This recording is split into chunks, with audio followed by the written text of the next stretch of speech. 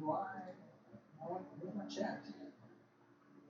Oh, need a microphone. That would probably help.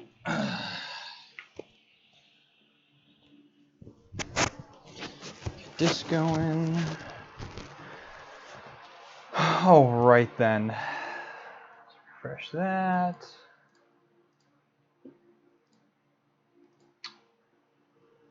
It's healthy. Let's refresh this.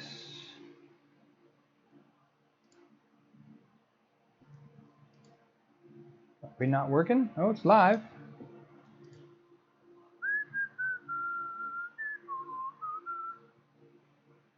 All right. There we go. Derek, what's going on? Hey, and chat's working today. Out, it's freaking standing. Derek and Darren. Good evening. See how this turns out tonight. Maybe I'll have a better internet connection than I've had the past few days. I'm gonna let it accrue for a minute, see if anybody pops in here, see how it goes.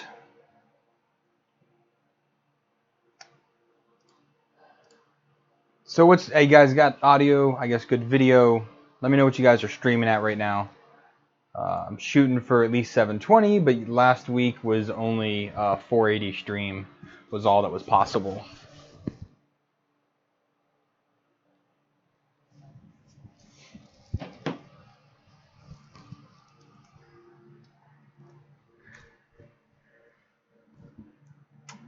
Bought the Monoprice Mini. Cool. Good job, Mark. Rover, how's it going? Have I gotten room for the new printer? No. That's an excellent question. I do have some space down here where the rep box is, and the Cube 3 is going to be going away. So the Monoprice Delta and I think the Ender 3 are going to go on here. But space is not premium right now. I have to say, it's getting tight in here. 720, good. Good, 720. All right, let's hope that this computer survives and doesn't drop frames on me. I'm still waiting for the parts for my main rig to come in. That definitely won't be dropping frames because the hardware for it. The laptop sometimes, I don't know, it acts weird with an i7 and a 1070. I don't know. But I think we've got a few people. Check here. Yeah, there's a couple people in here. We'll let it fester, and we're going to get started. So today's stream is going to be the Creality Ender 3. This actually went to my old address, had to go all the way back, and then come all the way back out to me. So this has been in shipping for like 60 days since Gearbest first sent it to me. So I do have to apologize to them for how long this took, but they did not update my address. They also didn't ask me before shipping it. They kind of just shipped it. So here we are, finally. And put a Titan arrow on it. Well, we'll see how this works out first. I like using machines stock first. And we're going to switch to the overhead camera. I have a little bit different setup. So I'm hoping that this works out a little bit better. And I'm actually going to zoom out on that maybe, if it will let me.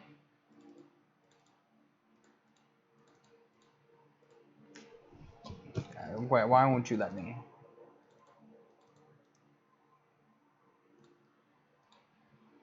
Oh, shnikes.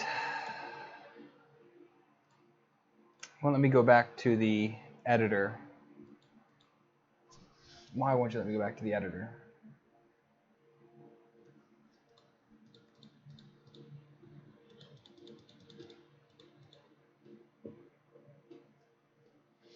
Give me 1 second. I'm trying to get back to the editor here, but Streamlabs is not cooperating. Oh well, it's just gonna be a little bit more zoomed in than I was kind of hoping, but that's okay. We're gonna go more towards this way, so let's move the camera a little more here, and then a little more there. Okay, so we've got some thin piece of foam. That's gone. We have the normal paperwork that they send with it, the instructions for assembly. So this does come in quite a few pieces. It's not quite a two-piece setup, so it shouldn't take too long to assemble either way. Don't need that. Keep that around. What's easiest to get at? So here we have the extruder assembly. So this is actually going to be our Z here. You can see there. It's going to be the Z, so it's going to go up and down. That wheel's got a pretty big dip out of it. Using a very small motor on the Z, it doesn't need to move very fast at all. Standard stepper here on the extruder. More of that. We got some aluminum profile. More of that. We have the box, a little baggie of goodies. So this has the belts that we need, some zip ties. So what else is in here? Oh, pair of flush cutters. They're standard, they're little blue handled ones. I actually just had one of these break recently. The tip had snapped off. So I needed another one. And here's our bits for assembly. So everything's marked with the size. You can see that there. So I'll do like that. And then Allen wrenches, which we don't need. Oh, these are ball head. Look at that. These are ball head Allen wrenches. That's very different because I haven't had any of them come with that. And they have a nozzle wrench, and then this one is for like the eccentric nuts and other bits in there that you might need. And again, some zip ties. Get rid of that. Here's their standard spool holder, which is a little different. It has these cuts out in it, and this used to be one solid piece. And it's much more straight up than the other printers. Next baggie here, some sample filaments. Looks like we have some more parts we need here. So there's some more parts in here for assembly. So pull these out. We got an extra nozzle in there, extra PTFE fitting, which is always good to have. I'll put this to this. I'll put this back here. And then some more profile.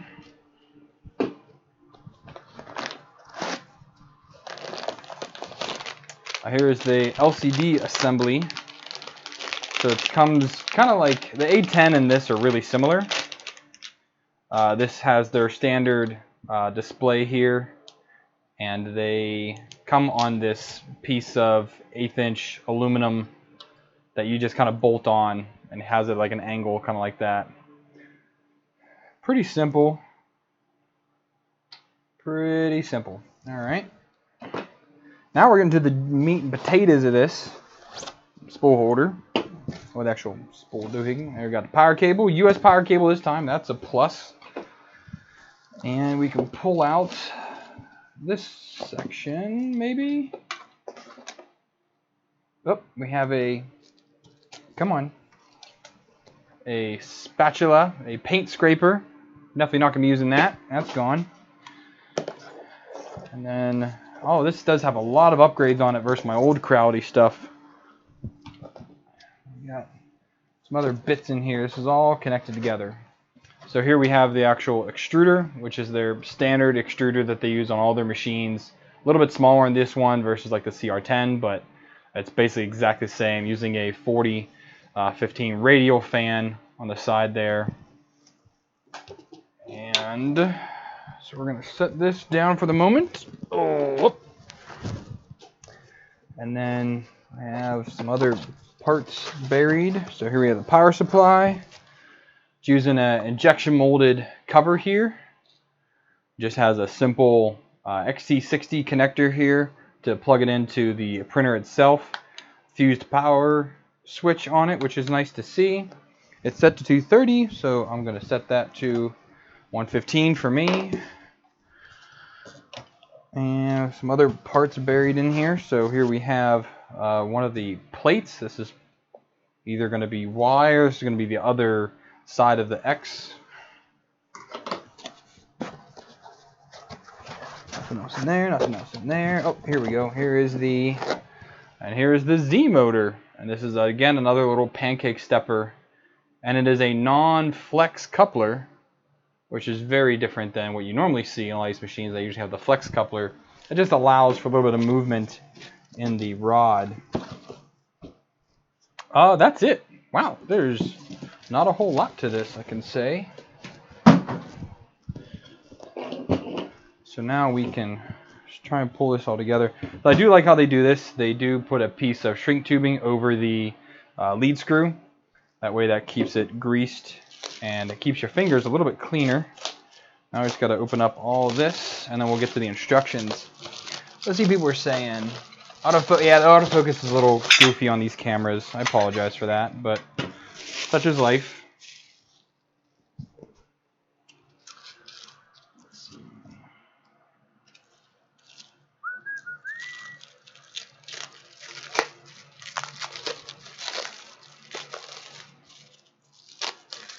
No, Juan, you're not late. Miggy, hey, what's going on? I haven't seen you in a while. You've been AWOL for a little while there. Or I just haven't streamed as much lately. One or the other. Oh, other side of the X, yeah. Yeah, no, this is just standard Ender 3. This is not the Pro version, which I hear the Pro version is just stupid anyways, so...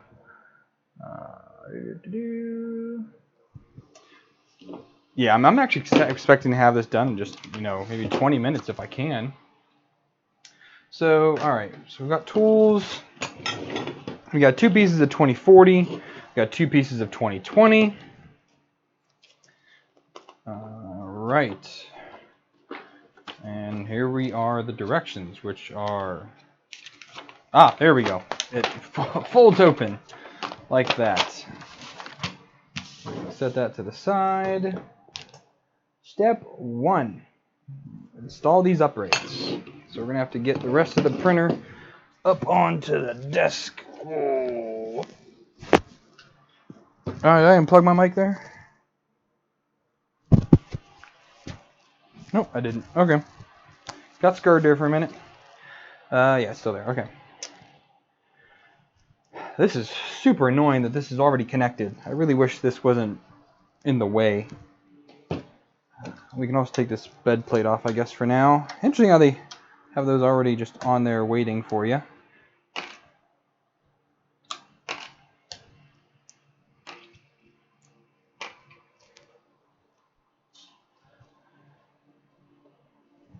This is just a simple build mat on a piece of plastic, piece of plexiglass, it looks like. Hello, subscriber. Well, I guess this is their adaptation of a flex plate, maybe? I don't know about that. That seems a little weird to be printing on a piece of plexiglass. Just put that back on there so it stays out of my way. It's a little weird in my opinion. Alright, so it says to go ahead and put these on the right side. Let's see, we're going to need some screws out of here.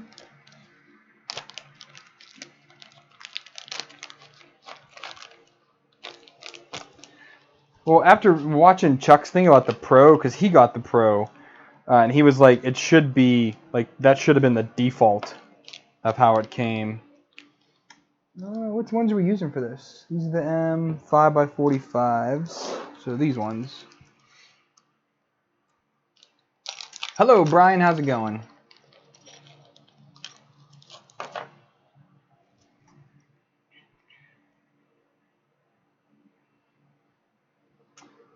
You're not going to be able to get a magnetic print surface to put on top of glass. You have to have something for the magnetic, for something to magnetize to. So like if you look at the Prusa, they have the magnets embedded in the heated bed, and then the steel sheet, the spring steel sheet is on top. And those magnets keep it nice and tight against it. I don't know if I need all 6 of these, but I'm going to prep them anyways.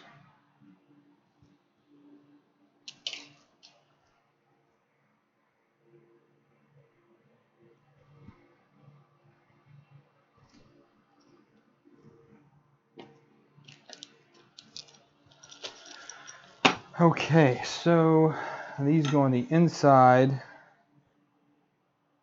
on the right side there. So we're off to the races here.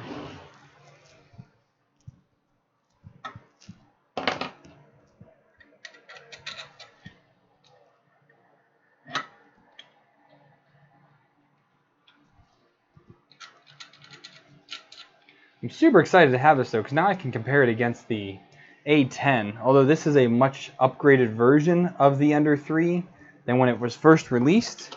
So I am a little bummed that I didn't get an early version of it. Like I have an early version of the A10, and that is also completely different than what you can get nowadays. So it's almost not worth even reviewing that printer, even though they sent it to me for review. It's kind of pointless. I did ask for an updated version. They said no. So that's that.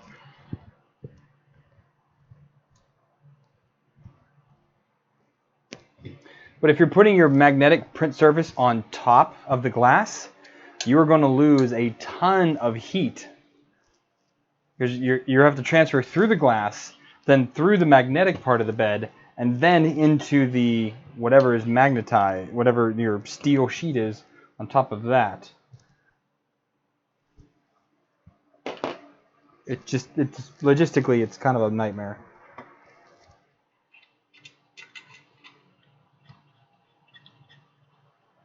I should say thermodynamically, it's kind of a nightmare.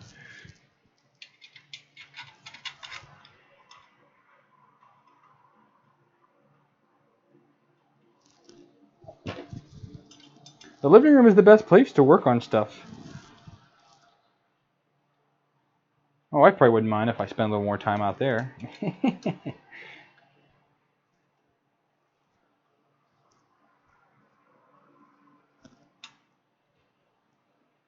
I think the magnetic print beds are sweet, but again, you'd have to put it directly, like if you bought the build tack setup, that directly adheres to your heated bed, and then the steel sheet goes on top of that.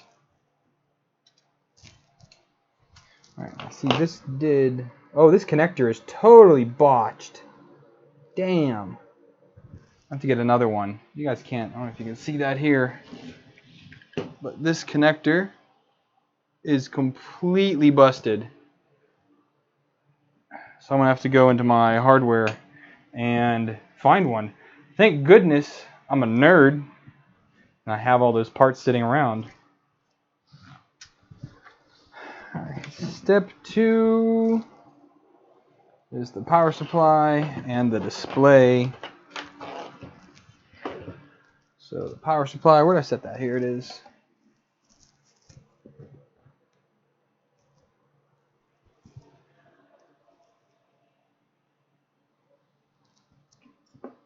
So M4x20s. M4x18s. M4x16. M4x20. Here we go. Jake from State Farm. What's up, buddy? Haven't seen you in a while.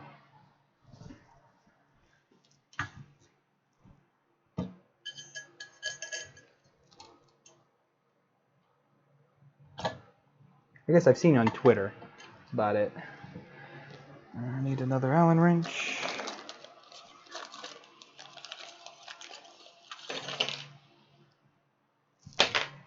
I'm using theirs just because it actually is the ball heads, and I really like that.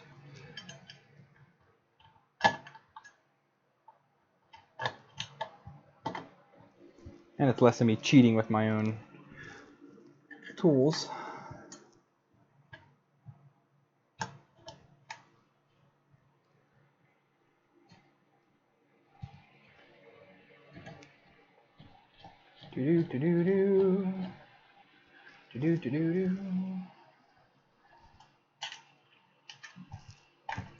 Just getting the power supply installed here. Then I'll do the display on the front. Don't worry about that connector. Once I get to that, I'm gonna get the printer just at least assembled first. This printer is also race stripe free, I see. No racing stripes anymore. That's no fun. Means the printer goes 20% slower.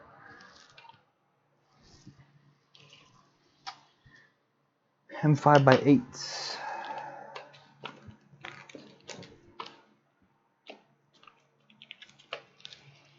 I need deuce of them.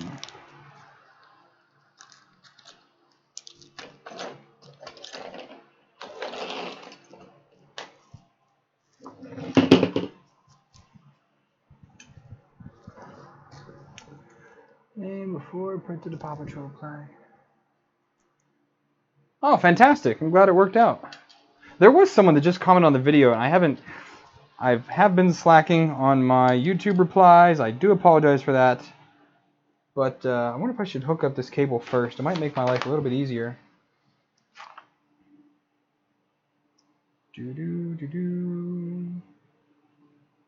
Doesn't say where the cable goes. Really?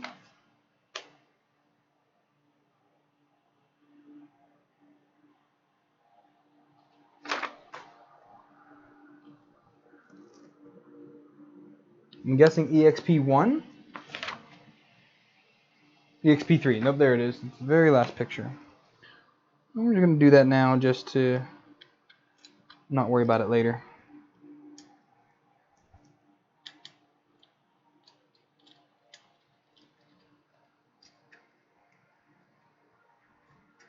Holy crap, does that lean back? Man. I could write a song about that. Jesus. Oh, where's the other Allen wrench at? Hey, Ron, what's up, man?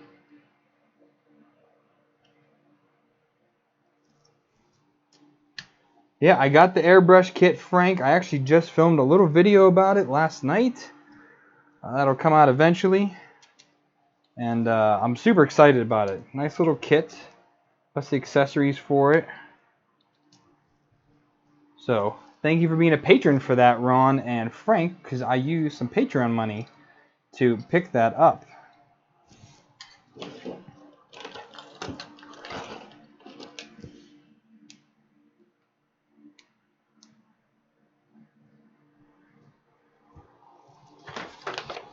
Alright, so let's see. Step 3 is going to be the end stop, which is here.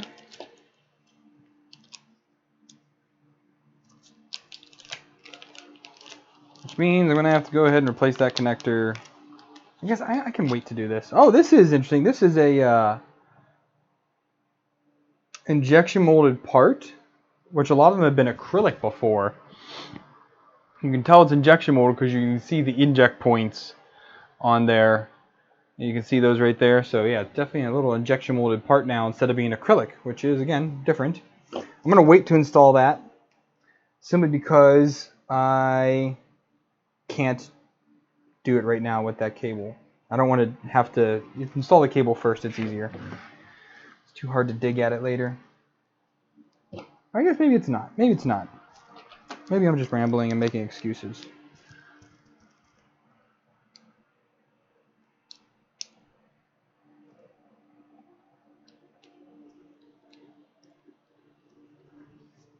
Man, I got the old timer crew hanging out today. That's all right. I'm gonna be there one day.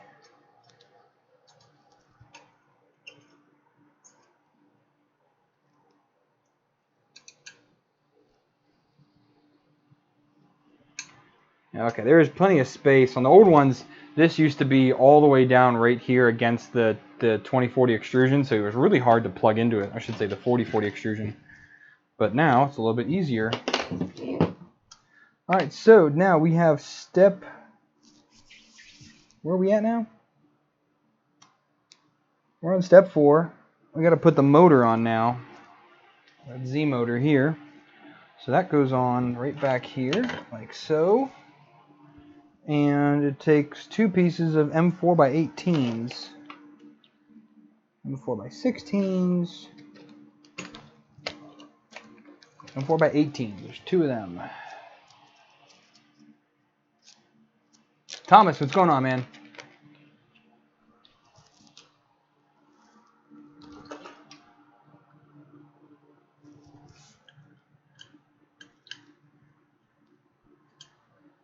Oh, they're threaded from the back, huh? Oh yeah, they're threaded from the back. Oh, it stayed. Apologize if my head's in the way. I'll try to keep it out of the way. At least it's a nice looking head. Alright.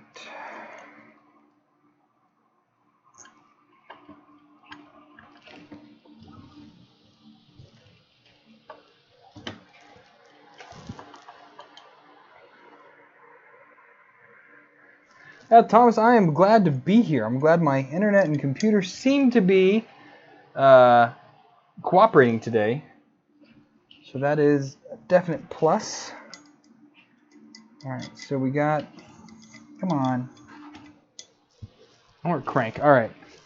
That's installed, and now they want us to put on this, which they show you holding it in the sleeve there. Alright, so that is in, and now we got to tighten that down.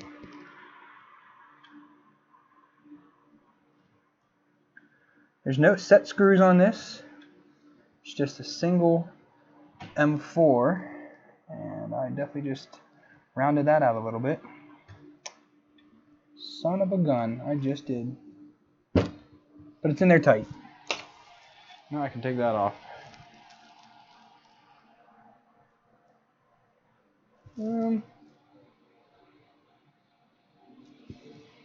That's fairly straight. Yeah, that's fairly straight. I like that. All right. Good job, Creality. Throw that away. Yeah, I've decided to do all of the print builds live stream now. So again, as long as I'll do all the new builds on live streams, assuming that my computer and internet are cooperating. Sadly, the rep box was supposed to be, but it did not work out that way. All right, on to step 5. We need one of these 2040 extrusions, which is going to be not this one. It's going to be this one. Yep, and then this is going to go on to, it's going to get bolted onto the carriage here in some fashion.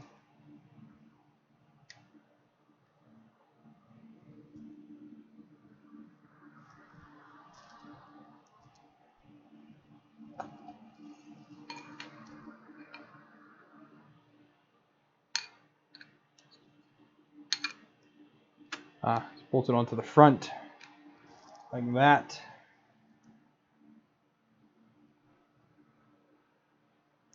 And those holes are threaded. Guess so. Alright, so M4 by 16s. That are these ones. I need those and 2 lock washers.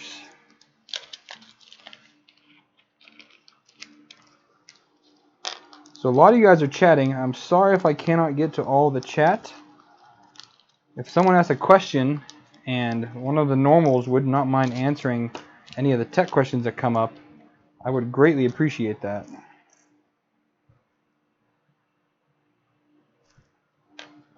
The Ender 3, a lot of people have talked about it, and a lot of people have talked about it in the same breath as the A10, which I obviously already have. So I am very excited to compare the two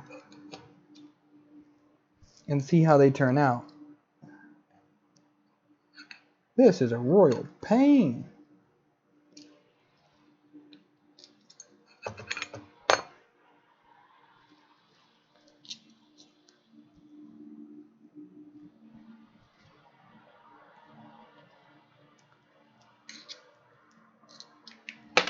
Oh man, yeah, this is going to be an absolutely huge pain to get this in here.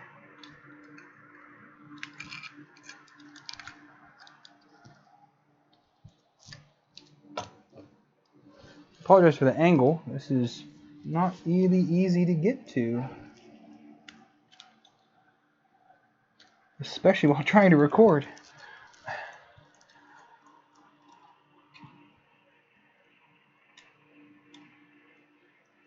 Trolling for dollars. What's up, man? I think you may be a local from the hometown. I like it.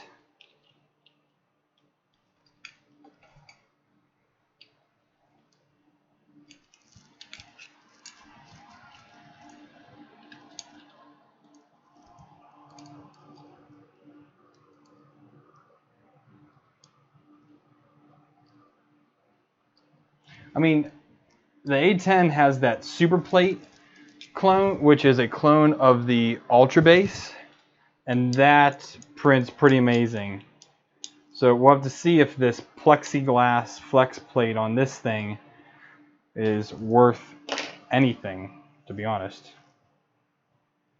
Alright, so now that that's on, step 6 is going to be the other half of the X plate here. So that goes on. Okay, let's match the picture up. So if we're like this, it goes on like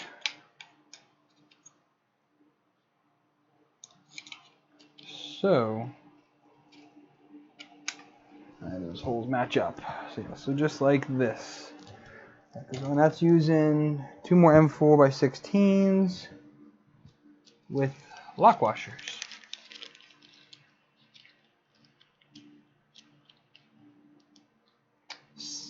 Send your printer where?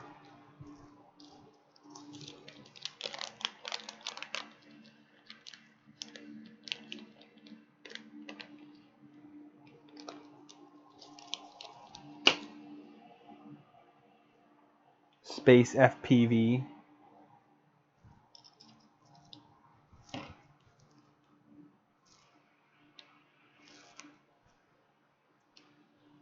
I actually didn't have any problems with other machines being square, so.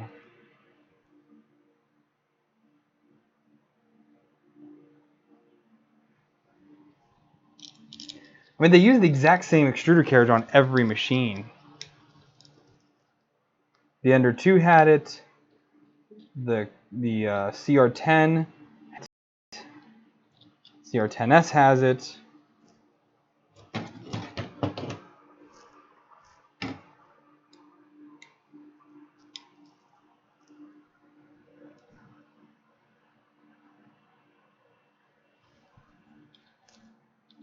Oh, you put Ultra Base on the Tevo Tornado? I'm actually using the stock.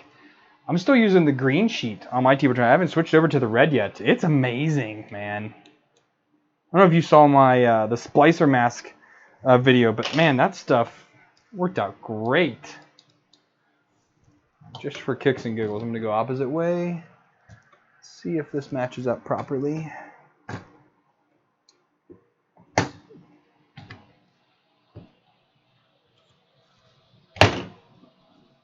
Yeah, that matches up. All right.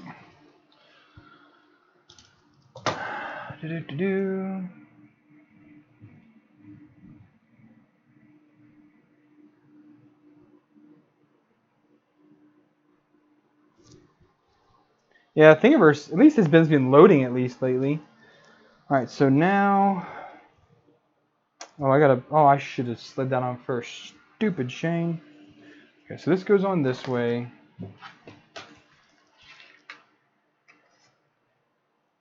Oh, is it not gonna make it now? Son of a gun.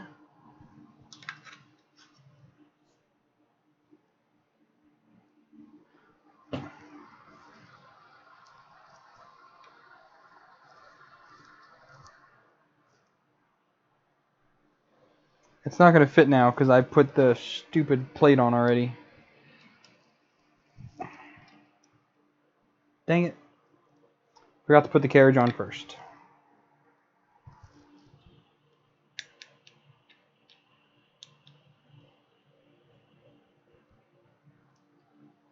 So that's what everyone says, that it grabs, doesn't let go. I mean, honestly, it's. I mean, I know you know what you're talking about, but it's all about the first layer, man. I had the first layer on that thing dialed in to perfection. I mean, sometimes I have to fiddle with it just a smidge, but most of the time, no.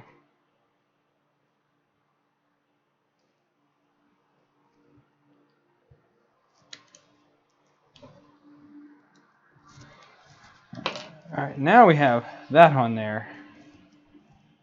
Now they want us to put the belt on. I think the belts are the same size.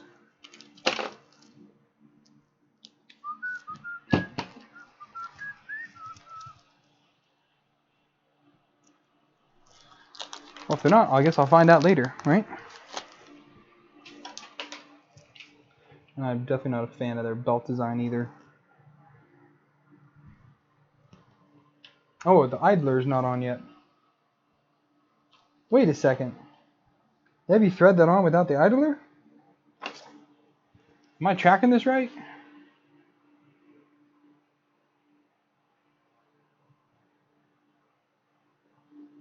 That's stupid. Why don't you put the idler on first? I'm going to do that.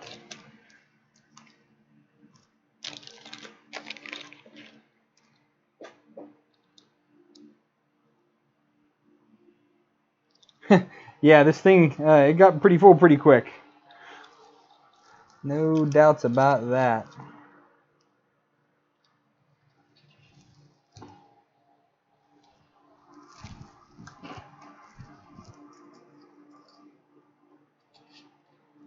I'm just going to put that on just ever so slightly.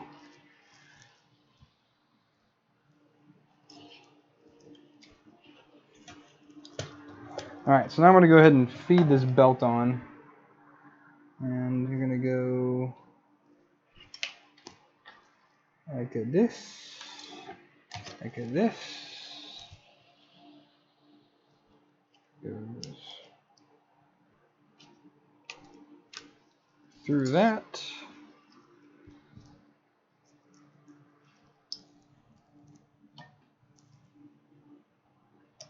Oh, come on, man. Work with me here a little bit. Need needle nose pliers.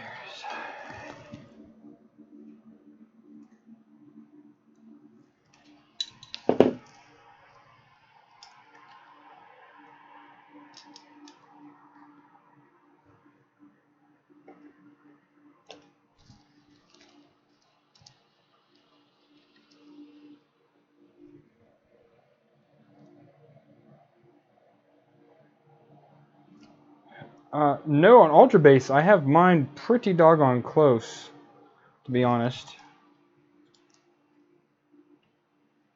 I actually get a little bit of elephant footing on the Ultra Base, but with like the green mat, like I said, I mean it's pretty far, and I get good layer adhesion with that.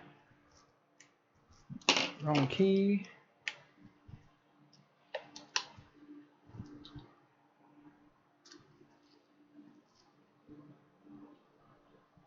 Come on. Come on, let go. There we go.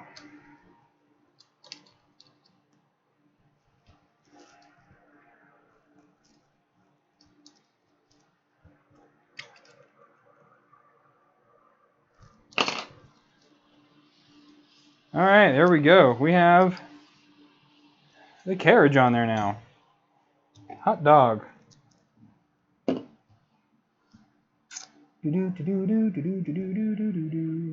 Now it's saying to go ahead and slap this sucker on here.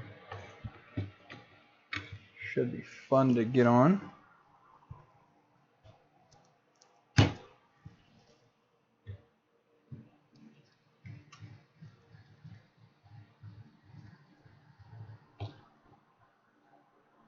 Come on.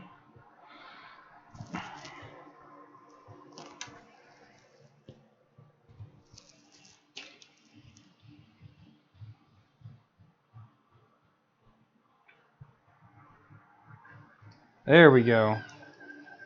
Ooh. That moves smooth. That's not too shabby right there. That's close. I mean, the tolerances are pretty close on this stuff here.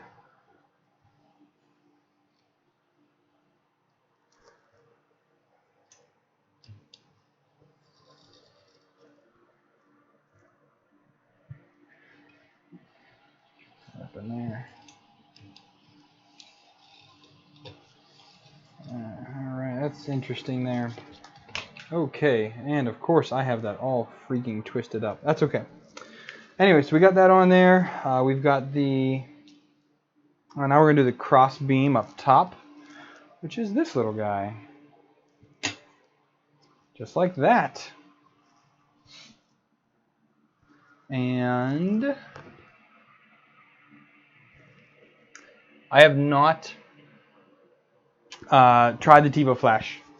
I have not been able to get a hold of it yet. So I'm hoping to be able to do that at some point in the future. But only time will tell. If they...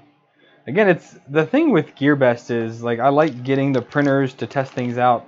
I am not a printer pusher. I'm sorry. Like, there's a link in the video description. Everybody wants to buy the printer. It's down there. I'm only saying that because someone talked about it, but I'm not like everywhere like, oh, you have to use my affiliate link to do this, blah, blah, blah. I just don't do that. And I know there's other channels out there that do that, and they have a ton more printers than I do, and they get way more gear than I do. I just can't do it. It's exhausting. It's absolutely exhausting. And I don't care where you buy your printer from. If you use an affiliate link, fantastic. But again, this is also not my day job. So what money I make, I put back into the channel, and we move on.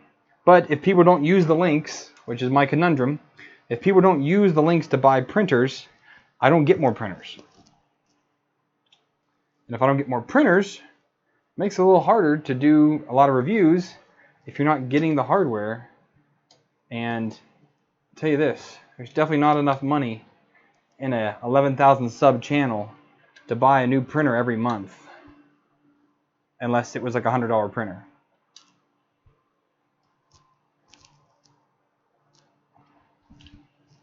Alright, so there's those. Now we got to put the end caps on.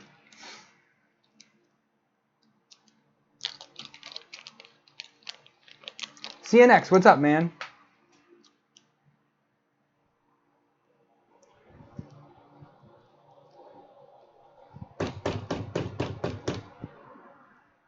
That goes on there.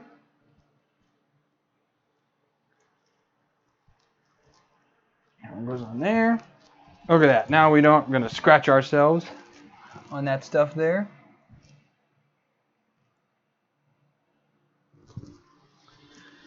Alright, so that was step 10. Step 11 is going to be their spool holder. Which, are they really going to do that to me here? 2M5. I wish they would go back to the doggone thumb screws. Those were great. M3 thumb screws. That's where it's at right there.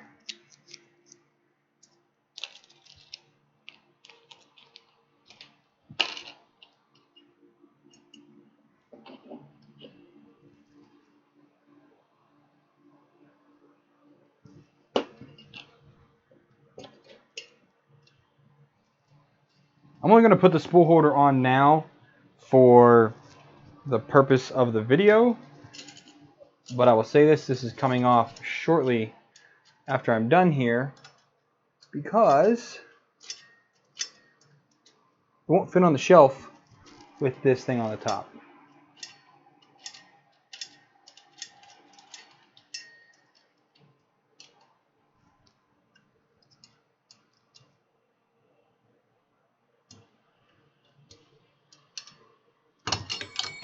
Ouch.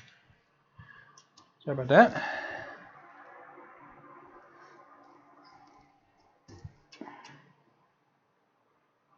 Okay.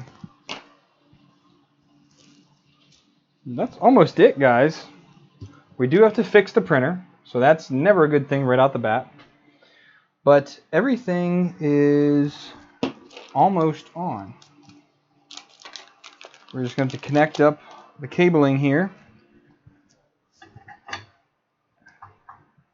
Spool holder. Oops, that's cross-threaded. There we go.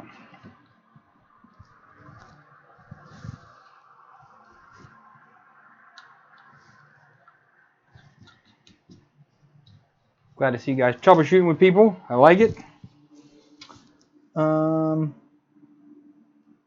yeah, so now it's just connect everything up. So we got to put the PTFE tube in there. All of them come with this nice extruder now that has this cable clip that is twisted to all get out. Shoot. I think it'll be alright if I just push it down into there. We shall see. We can hook up the main power to this XT60 connector down there. Let's see, the Y is already cabled up. This is the Z motor, which we will bring down around under here to there. Here we have the ribbon cable for the X limit switch, which is inside there. They've also changed up the housing on the X motor, so that's now a injection molded part. X motor.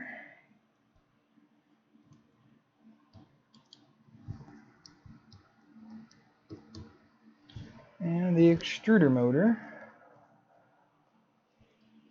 So they definitely made some changes since my last Creality product, which is the CR10 and CR10S. Everything else seems to be in order. Y moves good. X moves good. Is X level though? Yeah, I guess that's pretty level. That's alright. So everything is hooked up except for, again, I have to fix this down in here. So let me, give me 1 second. I need to grab some connectors. Put my mic down. Don't go anywhere. Just give me a second.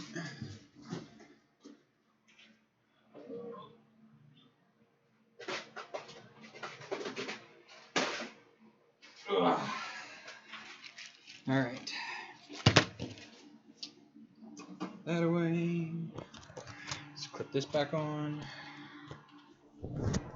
Sorting. We are. Oh, my timer's not working. What's the time on the video right now?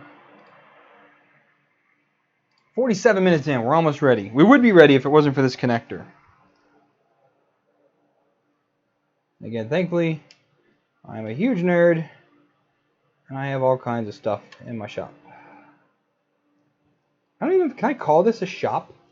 Like this 12 by 12 room, 12 by 10 room. Technically, it's called my office, but it's not a lot of space. And this connector is being super stubborn.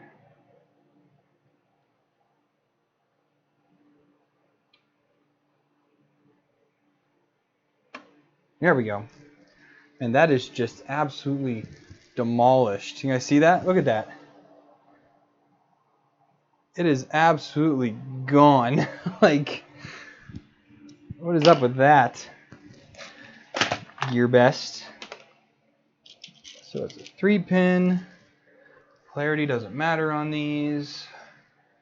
So we just got to reset the retention on those parts.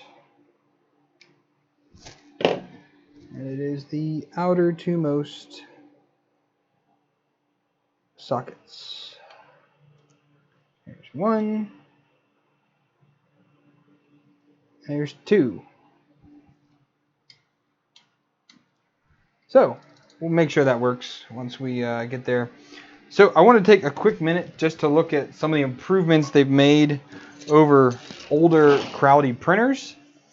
So as I said, they have this injection molded part. This used to be held on by big old standoffs for them that went into the motor. So that's changed.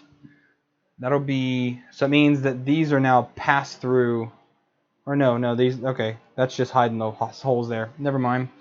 But they have the great big thumb wheels now. So these you had to print.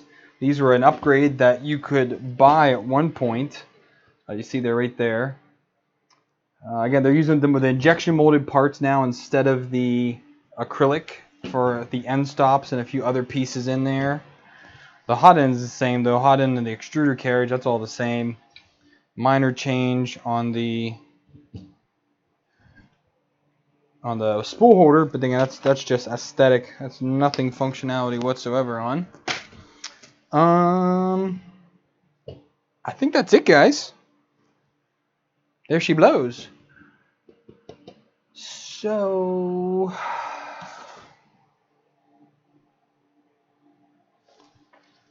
yeah, let's pitch that. Let me clean up here for one quick minute, and then we can see about leveling the bed. I'll change the angle here on the camera for you guys so that it's not this top over. Do you guys like the top view? If you guys do, let me know, because I'll do this more in the future. But if you don't like it, I can go back to the way it was before. I just thought this was a little more, you kind of could see the action a little better.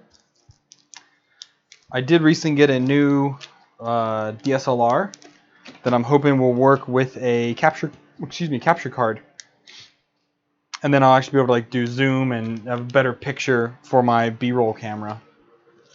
So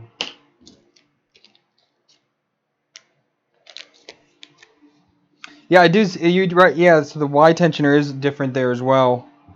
That's a much bigger plate versus. So it's a little bit of a difference than the A10 here. So okay, well let me find a plug. So do I need to manage any of these cables here? Is it worthwhile getting any of these? Yeah, I'm gonna zip some of these together real quick. They sent zip ties. Might as well use them. They are the chintziest zip ties in the world, though. Man.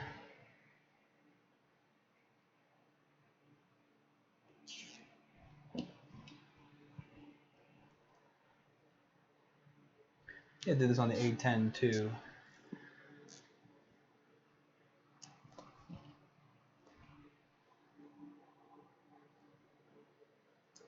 Get back up in that thing.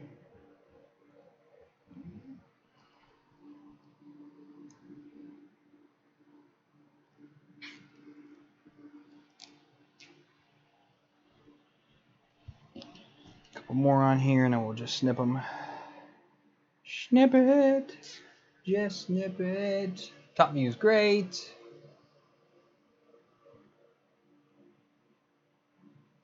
I did get I got a Canon. I got an SL2. The problem with I didn't realize this at the time. The problem with my 6D, which is what I normally do my filming on over there, it does not put out what's called a clean HDMI signal. So the HDMI out on that camera is 480p. But on the SL2, it does put out a clean HDMI signal, which can be 1080p. So I can actually have 1080p B-roll with that camera. My little point shoot that I was using for a long time in my videos, the autofocus is starting to get a little wonky on it, but it does not do HDMI out, so I can't use that as a live streaming B-roll camera, which is also slightly annoying. Power. Oh. Power here. And let's see if we let the magic smoke out. Let me change the camera here. I'm going to do this real quick so that you guys don't get... oh, come on. You're not going to let me switch scenes, are you? Are you kidding me? What's a shortcut to switch scenes in OBS Studio? Because it's like frozen on me here. Yeah, I can use both EF and EFS lenses on the SL2, which I have both of.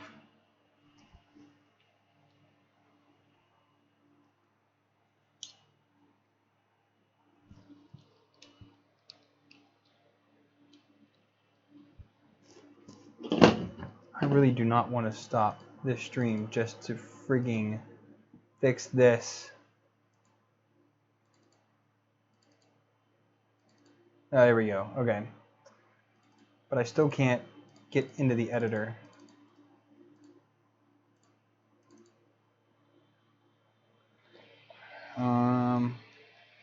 That's straight enough. That's straight enough. Sorry it's so zoomed in. Again, I can't get into the editor. So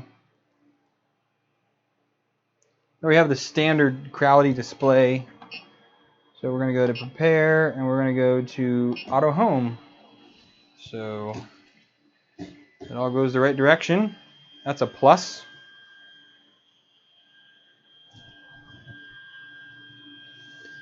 And then we will check out the Z height here. I need a piece of paper. Okay, that stopped. I need a piece of paper. Why don't I have any paper around? Oh, I have my Micro Swiss invoice. I use that.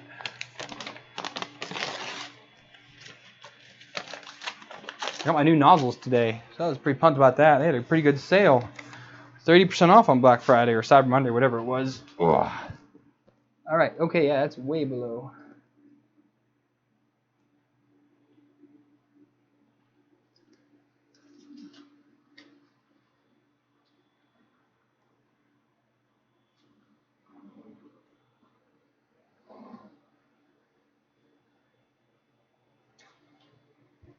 Just doing this cold first, because it is way off.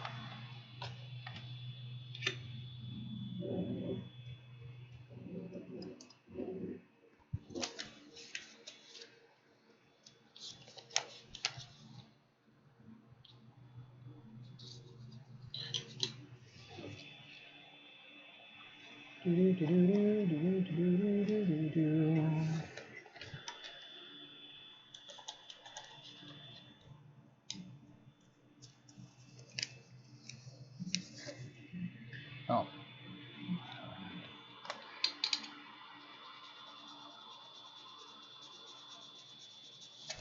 Alright, well. Bed's actually a little bit loose, so I am going to fix that real quick. I didn't want to do that. Just gonna tighten down that eccentric nut a little bit.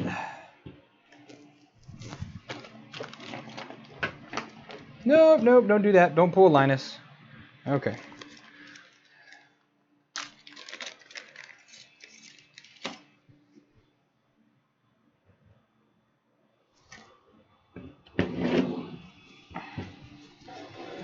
Just gotta.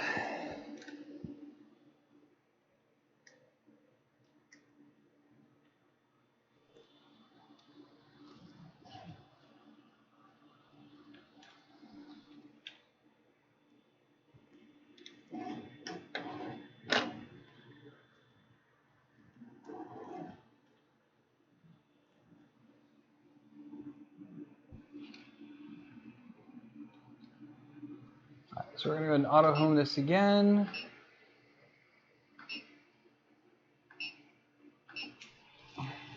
Prepare. Auto home. Okay. Disable steppers. And we're going to go ahead and preheat PLA. That doesn't do the bed. That's stupid. Move the bed up to 60 here. Nozzle up to 200 because that's what I like. I mean, overall, it's a pretty quiet machine. You guys are pretty close here. Pretty quiet.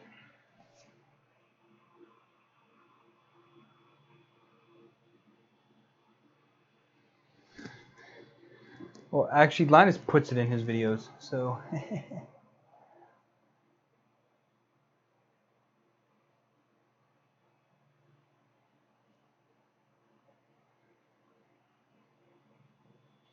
I set my power supplies correctly. I checked that stuff. I'm just going to go to this view for now, because this is not as exciting right now. But there's a little data sticker on here, so there's a little UPC down here. Ender 3, it's 220 by 220 by 250 on the Z. Machine size. FDM, it weighs 7.6 kilograms. 270 watt power supply. Mainly does PLA. Wow, that does smell pretty decently now that it's heating up. Manufactured 2018. It's heating up pretty good. Hey, JR. Yeah, I get that every now and then.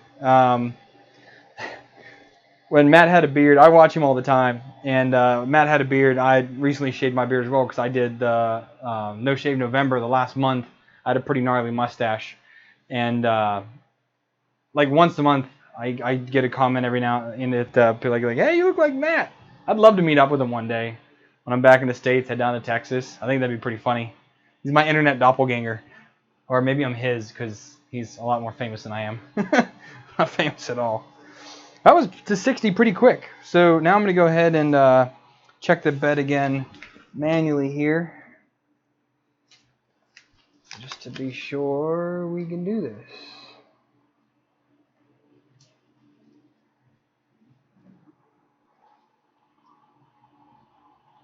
Good tension there.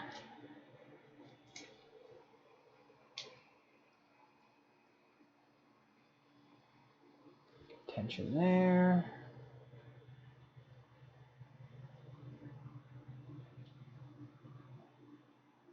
Good tension there. Yeah, I think we're good. Let's check dead center. Dead center's got tension too. All right. So let's get, what did I do with that little package? We got the micro SD card here. They do have a different style micro SD card reader that they're shipping now. That's different.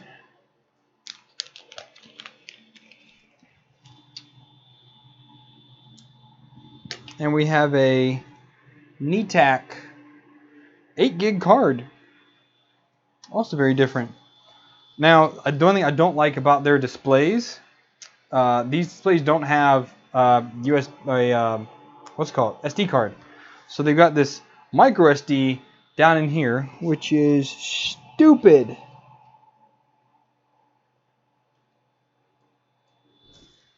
Absolutely stupid. Alright, so if we look here at, I don't know if you guys can be able to read that or not, if I made it bigger. Kind of. So let's go down to initialize SD card, print from SD card. There's all the folders. Test dog. Guess we can watch this for a minute. Oh, I have to put filament in, Shane. Derp, derp, derp, derp, derp, derp, derp. Stop. Okay. You go back. I'm an idiot.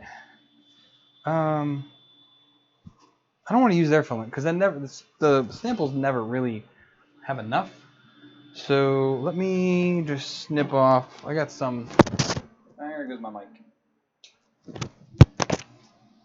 Hang on, I got my mic.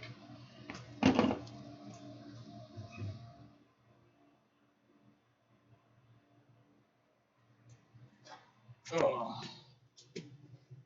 Shoot, now it's tangled up. Sorry, I don't have a wireless mic, so I gotta be careful with that.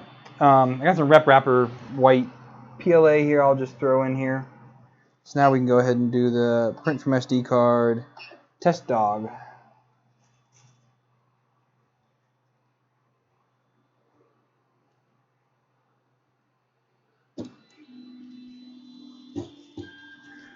Tweezers. It's coming out.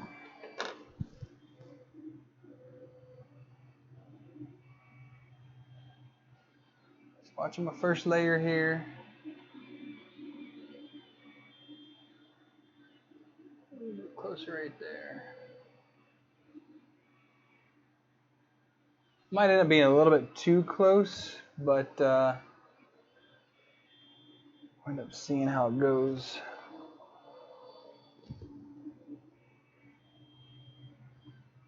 That's a little better right there.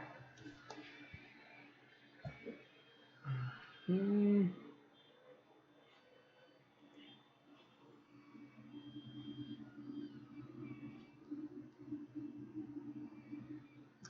just a little tighter.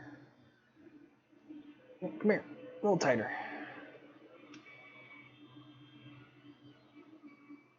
A little bit more. There we go. Okay, this is doing like 500 skirts. So while that's doing, I'm gonna get a drink. Sorry, so what's going on? Test dog takes hours.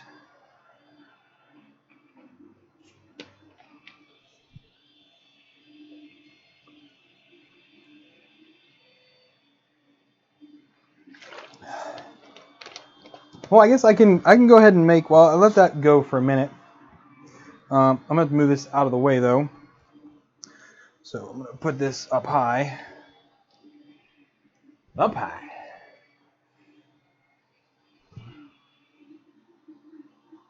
So you guys can watch from up there right now. I'm gonna go ahead and load up Simplify 3D. See if we have a profile for this out there. Configuration Assistant.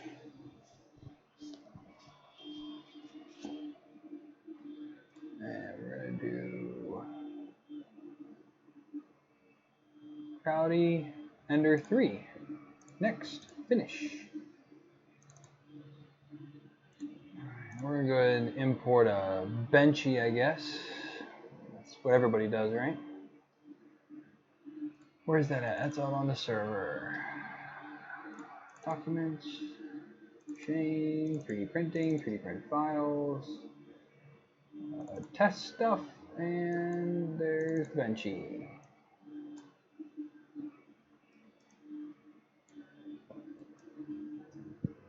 Right.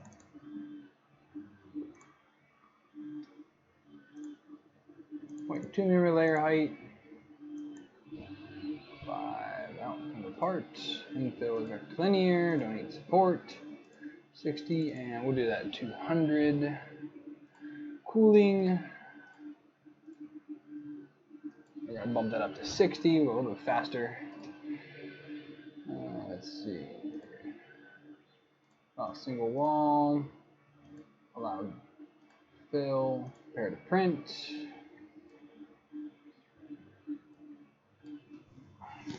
All right, we're gonna go ahead and stop this.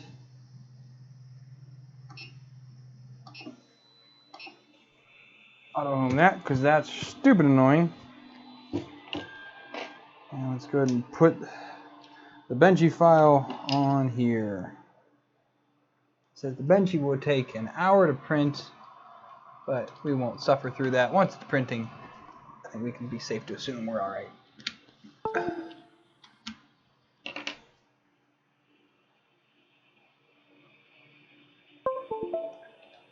Driver installed for that pretty quick.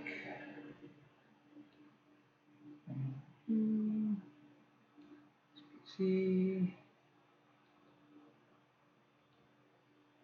Oh, is it still installing the driver for that?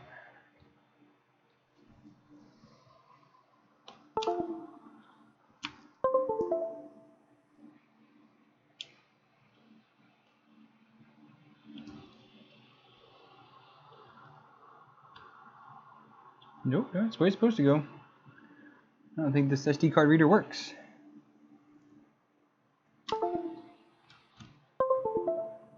Yep, that SD card, micro SD card reader doesn't work. So goodbye to that. And I've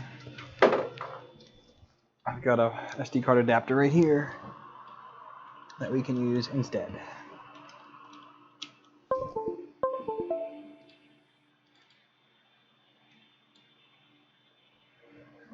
Saved.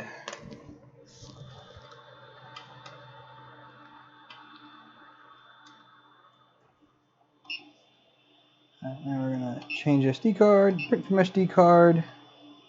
Oh, I gotta clean this off first.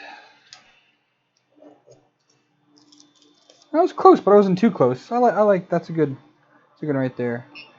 Print the 3D Benchy. Now I'll bring you guys back down so you can see what goes on here.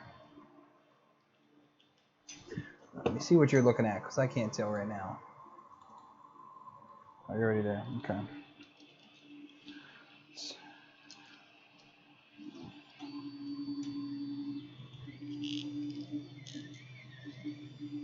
There.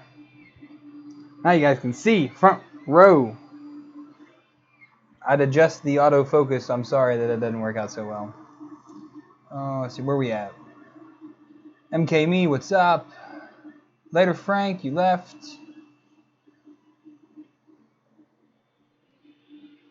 So I'm just doing a benchy with the quote-unquote stock Simplify 3D profile for this machine.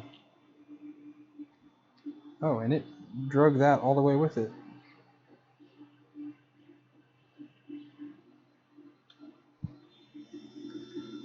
First layer is looking okay, a bit far maybe.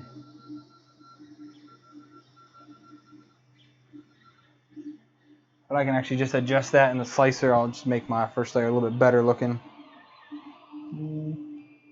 Are we crooked? Yeah, you guys are crooked. Sorry about that. There we go.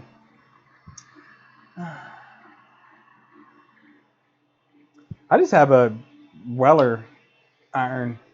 Works out well for me. I bought it, how years ago? 8, 9 years ago probably I bought that one. Little soldering station.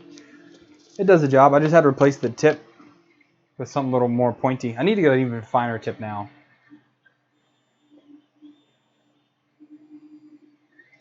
And just replace the one that's on there because it's seen much better days. Alright, so this is 0.2 millimeter layer height at 60 millimeters a second with a 2 walls, 20% infill, 3 bottom, 4 top layers.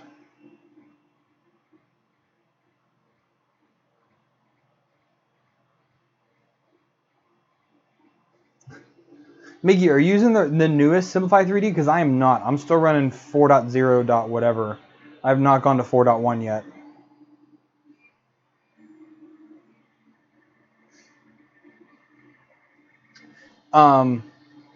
JR on what machine?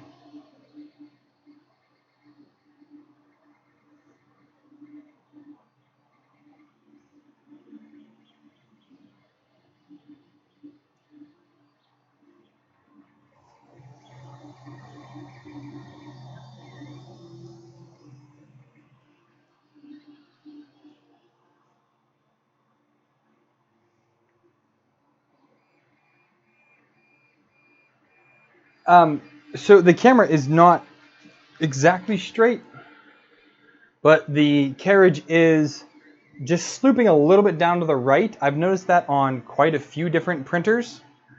It is that way.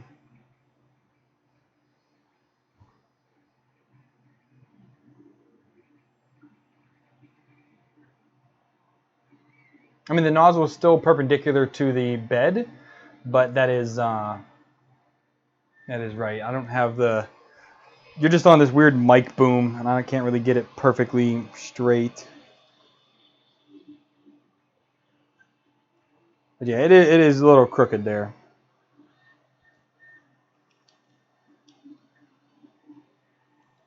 Come on. Yeah, you see how it droops a little bit down right here, so a little bit lower than this side.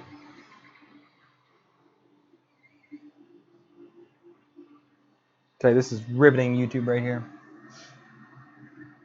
What is the best PLA filament that I've used? Let's see. Well, let's go back up real quick. So on the CR10 S4, I guess that technically could be a general video for the feed, temp, layer height, but it depends on what you're printing and what you want to do. I'm going to switch over real quick to me because I like seeing me. It really varies on what you're printing, but no, I have not done a general configuration video like that before. Do I plan on upgrading the firmware? Yes, probably once I get into the Facebook group and see what other people are using, I will probably upgrade it. I don't know if this has thermal runaway. So that is something I definitely want to be sure that I get enabled on this. But I always run stock first. I see how it prints. I go from there. then I upgrade some stuff. But I have to use it the way it comes out of the box as any user would have gotten it.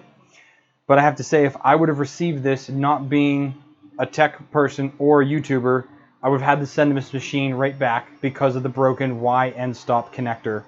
The way that this is broken, it would be absolutely impossible to actually connect this machine to get it to work. So I'd been dead in the water if it wasn't for my shop. Let's see where we at next. So best PLA I've used. That's really, really tough because I've used a lot of really good PLAs. I keep going back to Ziltech. I buy a lot from them. This whole shelf is stuff that I've bought from Ziltech. AO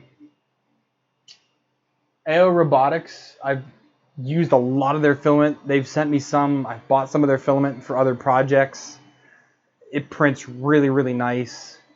I mean, it kind of just comes down to, does the filament manufacturer have the color that you want? Because like 98%, new subscriber, hello, 98% of the PLA out there is going to be perfectly fine. Whether you buy premium as Protopasta or you buy cheap as like this Rep Wrapper PLA that I'm printing with right now, this stuff is like $14 a roll or $15, something stupid cheap. It's less than 20 bucks, I think.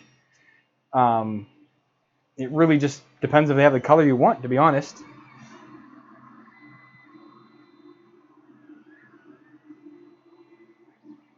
Yeah, so the fan shroud on my TiVo, and it was on the CR10 and CR10S, but those both have different hot ends on them now, or at least different carriages. So, yeah, I don't have those on there anymore. But I think it was on my Ender 2, it was also slanted just a little bit for some reason.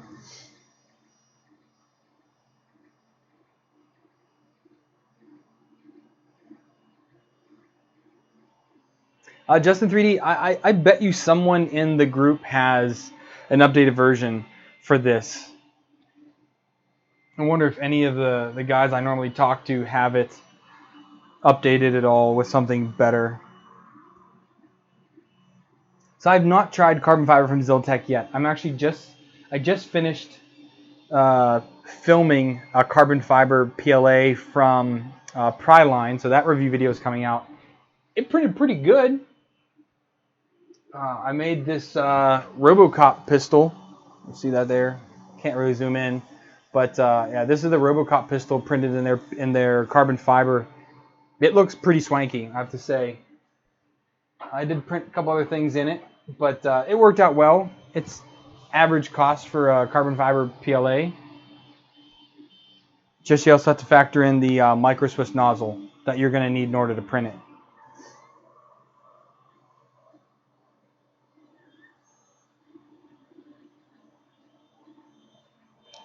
So, doesn't really.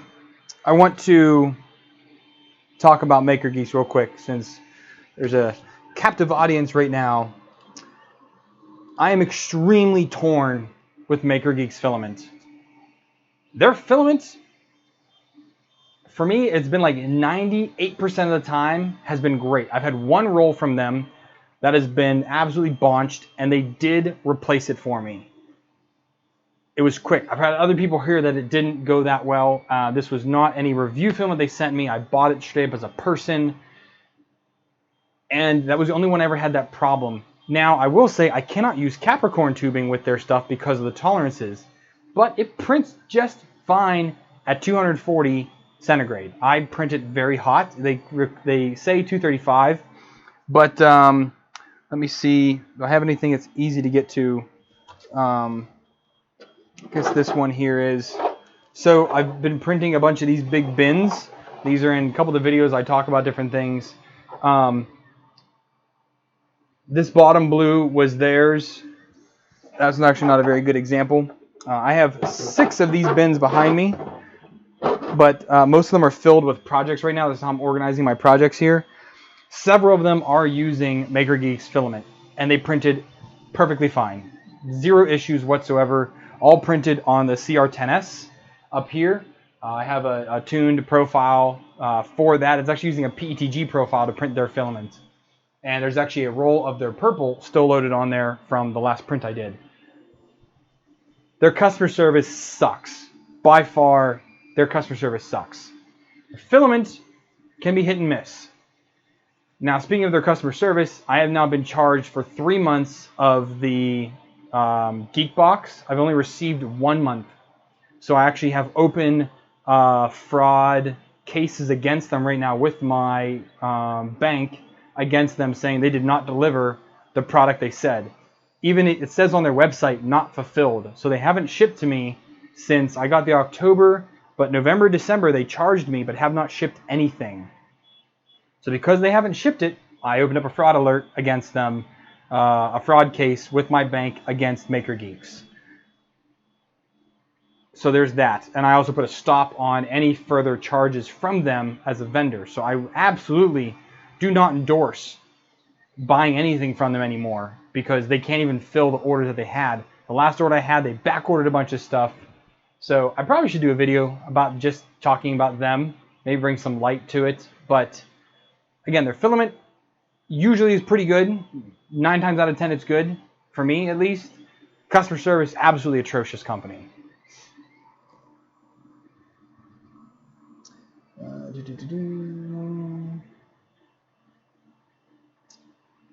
Yes, Thomas. So the rubber band Gatling gun is fixed. It's up here now. I'm going to do a follow-up video on that. Hopefully during the winter break. I'm taking about a week off of work. I'm off of work as of today. I don't go back to work until next Friday unless they call me in. Let's hope that doesn't happen. So I am taking a nice break from work to get away. I have a lot of leave I need to use up. So that's kind of what I'm doing here at the end of the year. Monday's a holiday. Tuesday's a holiday. So I got a couple days off next week. But yes, I did print new parts. I have the old parts here to show. I was able to fix the tolerances on this main front part. I was able to fix tolerances on it. And the back, no, I didn't change the back piece. I only changed the tolerances on the front one because this one didn't print perfectly. So yes, I did fix that. And I did fix the triggers. I increased the surface area, or the clearance, I should say. I increased the clearance to the trigger. I'm going to do an in-depth video on that. But basically, yes, I did fix it. It works better now, but it's still not great because you're still dealing with plastic tolerances on a 3D printer. It's tough to get that right 100% of the time. So I bought Capricorn tubing. I tried it with lots of different filaments. I found it to be crap, so I threw the Capricorn tubing back inside the bin. It is not on any of my printers because it is good tubing if you're using good premium filament. But I'm using filament from how many hundreds of spools of filament have I tested now? And between MakerBox and between review filament that people have sent me, I've tested a lot of filament. Not all of it has is within the tolerance that Capricorn tubing likes or can accept. It ends up jamming. So for me, Capricorn tubing is useless. If you only print Protopasta and Matter Hackers, then by all means use it. But if you're printing the cheapest stuff out there, Capricorn tubing is the worst thing you can put on your printer, bar none.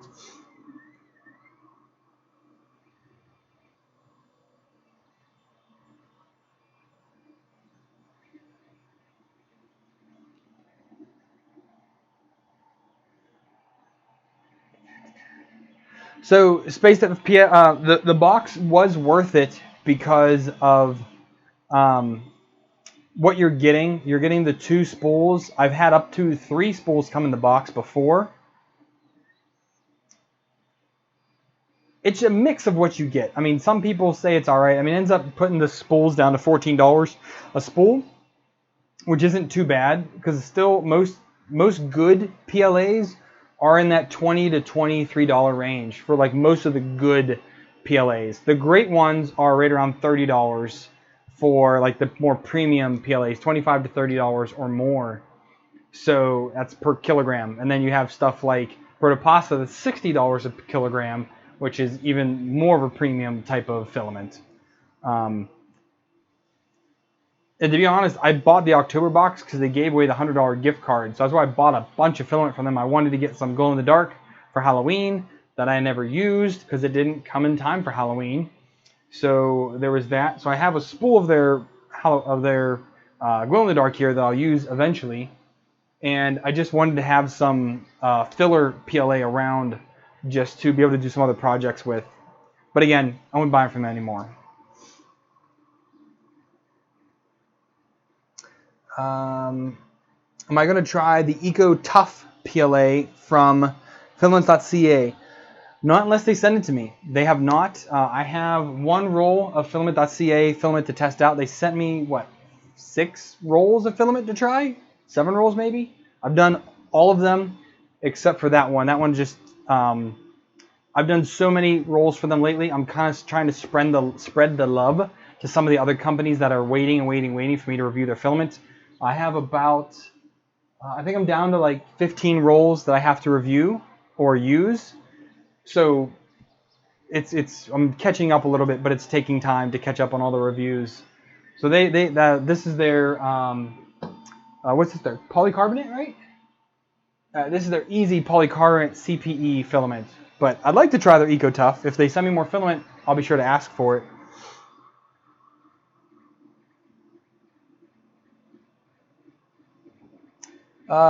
So you're amazed at how fast this was able to print. So printers required a lot of tweaking when I started printing almost 3 years ago. And granted, I am by no means an old hat at 3D printing. When you have people like Angus that's been doing it for the better part of a decade now. So they've come quite a long way. My G-Tech Prusa i3 aluminum, which my first printer, took me 2 months to dial in and diagnose and figure out what was wrong with it. Like, I had a lot of problems. I almost wanted to return it at one point. Finally got through the problems of a minor clog, and it printed great for the next year until I did upgrade after upgrade after upgrade to keep it, trying to get more life into it. I eventually now killed it, and it's going to become my Prusa i3 Mark III clone. A lot of the guts from that are going into that build. So yeah, printers are, this actually was the most in-depth build I've had in a while because, well, no, I had the Delta. But the G-Tech A10, the direct competitor to this printer, comes in 3 pieces. So it comes with the upright gantry, the power supply, the screen, and the Y. That's pretty much it. 5 pieces. This was not much more difficult to put together, but I'm saying that's how easy they come nowadays. It's put the gantry on, 4 bolts, power supply, screen, spool holder, and print. So they've come a long way, and this is $170. It doesn't get much cheaper than that for a, I don't want to say quality machine, because that would be a dishonor, because I have no idea the quality of this machine. I already know I don't like the build surface just because it's clipped on. I'd much rather you almost have it attached. The thing that it's, because it's a piece of plexiglass under there, just worries me just a smidgen. I don't know, but either way, they come pretty good to go nowadays. Oh, the print. Let me pull up here for you. I mean, it's going. It's so tiny. I mean, it's going. Just put it that way. Like I said, there's not really much you can see on it because I am using a webcam. If I had that DSLR with the capture card, I could zoom right in there real nicely and let you guys see it. But there's not a whole lot to show with it right now. Can't really get in there any tighter to see how it's going. And it's, again, the autofocus. I can't change it right now. But it's going. We'll see when it's done. How much came in the box? Everything you saw came in the box. So, I'm not sure about that one. Currently trying to restock with filaments. I'm running out of room. I mostly use Hatchbox PLA as well as Zero PLA. Zyro. I saw your video on Amazon Basics. Ziltech. I would probably buy Ziltech because I have a 50% off coupon for that. Down in the description. They print on par with each other. I would go with the cheaper one just because you can. And you can get the, I think with the coupon, it ends up being like $13 or $14 for Ziltech PLA with a 15% off coupon. Really can't go bad with that, to be honest. Hatchbox, I still have some around. I still use it, still buy it. You want him? If I can reach him. 1 second, guys. Come on. Our elf on the shelf has to go for a party now. Ready? Fly away. Elf on the shelf was up on my CR10S for the day. Now my wife is putting him somewhere else now. So honestly, I would buy some Ziltech if you want to try out some quality filament. I would buy the Ziltech. Their color variety is much less than Hatchbox though, so be aware of that. But it is good quality filament. I just did. Well, you just saw the video that came out today, which was the Miltech 9mm pistol, all being 2 colors of the Ziltech PLA, printed beautifully on my Mark III. So again, this is definitely one I would recommend to pick that stuff up. And again, the coupon doesn't hurt. So what else we got here? Well, I use an all aluminum extrusions for the clone of the Prusa Mark III.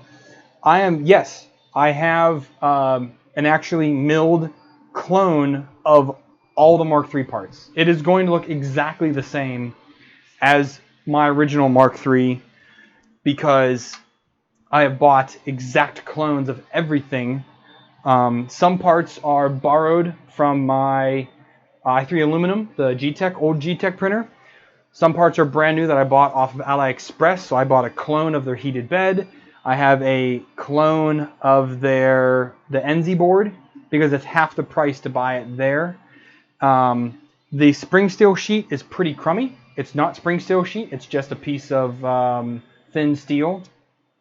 But I have enough actual spring steel sheets from the Mark III to be able to use on that. So that is definitely something I will tell people not to buy, not spend the $11 because it wasn't worth it. But hey, I bought it. I now know it's going to look almost identical. It doesn't have quite the finish that the Prusa aluminum has. That powder coat finish is so nice. Mine will not have that, but it'll be pretty close. But no, I'm not doing full 2020 like the Bear i3 Mark III is what it's called. I am not doing that. Maybe in a future I would do a build like that, but I wanted to directly clone it and see what the cost was and if I could get it to print as good as it does coming from Prusa.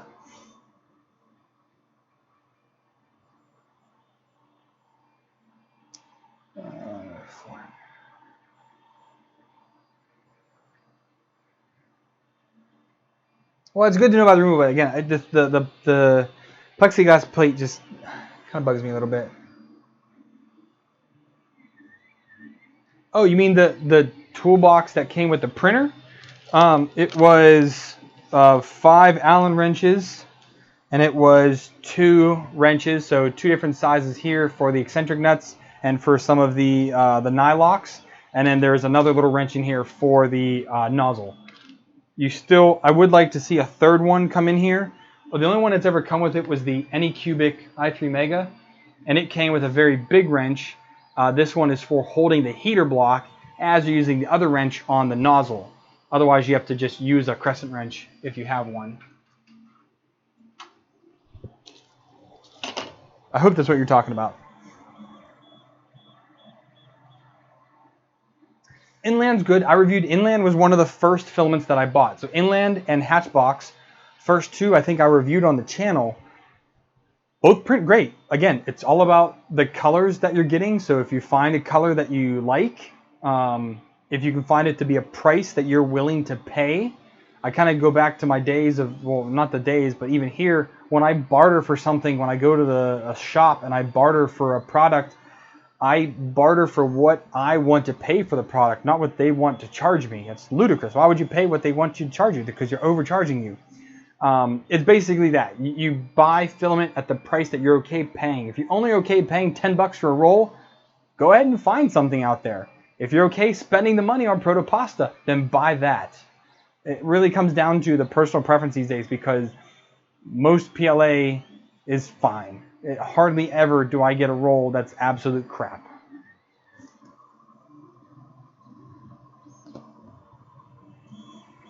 Question about the Ender 3. Yeah, no worries, man. I will. I'm gonna put this thing through its paces and get it going. But again, so far it's a pretty simple little machine. So where are we at there? So the clone of the aluminum frame was not cheap. I bought it from a guy in the UK, but now they do stock it on AliExpress. But regardless, it's $100. I think the cheapest it might have been was $90. It's not cheap. So you can go cheaper by going the bare i3 Mark III route and buying aluminum extrusions for, I think you need 2020 and 2040, a meter of each. So that's less than $20 for a frame. Different, you have to print things differently, but to get an actual clone of the frame, it's still right around the $90 to $100 range. Yes, Canadian Maker Project. I do have their polycarbonate or their plexiglass sheet, which is what this build surface, is on right now. So I'll be able to flex it once it comes off. Where are we at here? Okay, so for the probes, I did not buy clones of those. I bought them as spares to begin with. So I am using a legit Prusa Pinda probe and a legit Prusa filament out sensor.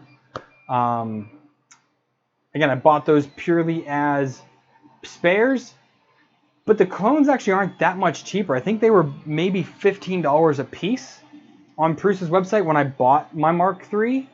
And I think to buy the clone, they're like 10. So it's really not that big of a cost saving for that product.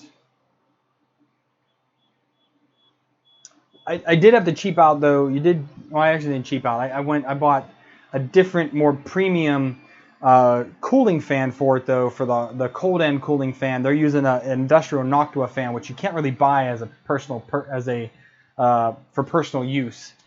So I ended up buying, it wasn't a Datatron, maybe it was Datatron, something from DigiKey that someone recommended in the Mark III group. I bought 2 of those. That's what I'm going to be using. I just have to put some extensions on the fan cable because they're only 6 or 8 inches long. I need to extend that out to about a foot.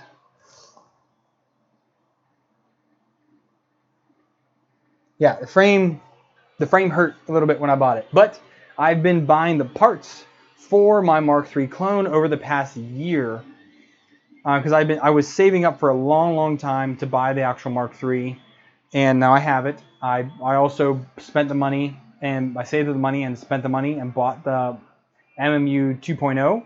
Still not here yet, so I'm a little upset about that. So I'm going to build the Mark III clone, and then I've also seen people who have put out all the files and everything you need for the MMU 2.0 and the BOM sheets and all that stuff. So I'm going to most likely, I'd say probably, but I'm most likely, once I get the clone built and it works well, I will probably go ahead and buy the parts for the MMU 2.0 and build my own clone of the MMU 2.0 for that printer as well, because I still have protopasta filament left over to print it in, and it will match. It'll be fantastic. So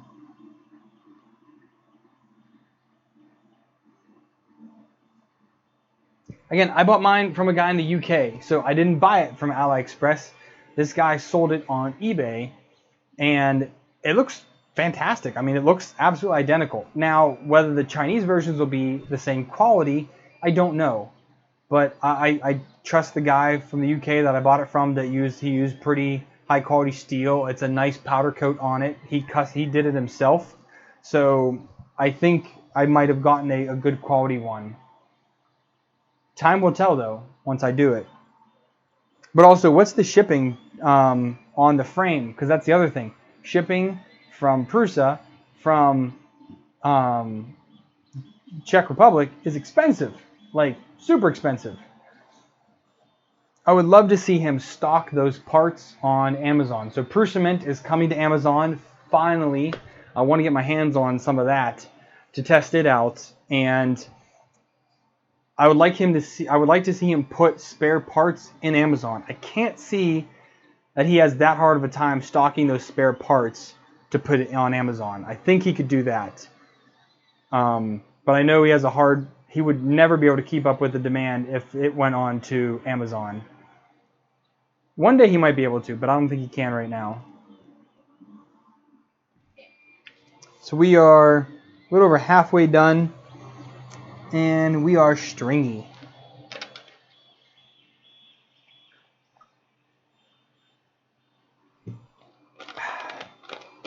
That's gone.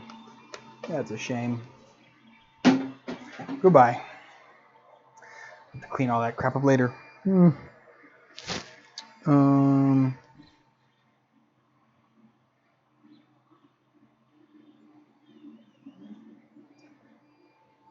So mods for the CR10S4. The only difference between the CR10S and the CR10S4 is the bed size. So, and the extrusions are just a little bit wider. It's still the same build height. So it's a 400 by 400 by 400 instead of 3 by 3 by 400 build height on that. So yes, everything should work just fine if you're going to do, but the only thing that's going to be different is if you're going to do the standalone mod that I did on my CR10S, it will not fit the CR10S4 because it's built for between that 2040 run down the middle and the 2040s on the side. That spacing on the CR10S4 is going to be 100 millimeters bigger or 50 millimeters wider on either side. So you'd have to modify the parts for that. But for the most part, if you're doing any hot end, the hot end is exactly the same. The carriage is exactly the same. The electronics is exactly the same. If you're doing any of the bed leveling knobs, anything like that, that's all going to be the same between all the Creality printers. All use the exact same build knobs and all that kind of stuff.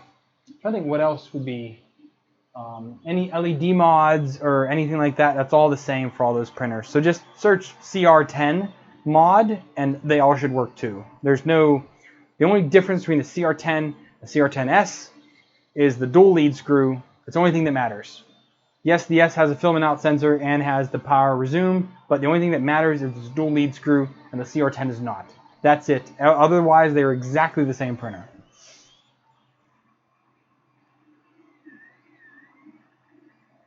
So I don't even know what the retraction is on this. I literally just sliced it and hit go. So let's edit. Retraction is only 4 millimeters, so I'll up that to 6. And that's 60 millimeters a second. All right, that's 40. I'll update that. Are you doing any extra restart or coaster wipe?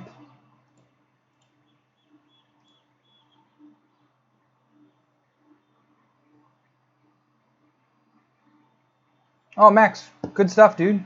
Let me know how it works out, because I have not tried it yet. So do I like the Gecko Tech Hot? ABS. Okay, so I love the Gecko Tech Hot. I have it for the I have it for the 300 millimeter bed version, which I use on my FT5 normally. But I actually have it. This is an upcoming video, but this is the mask that is on the Gecko Tech Hot. It holds amazingly well, and this is on a piece of spring steel for the Prusa i3 Mark III. It holds amazingly well. I really do like it. I highly recommend buying that stuff. It works better than PEI, but it does not have the lifespan that PEI has.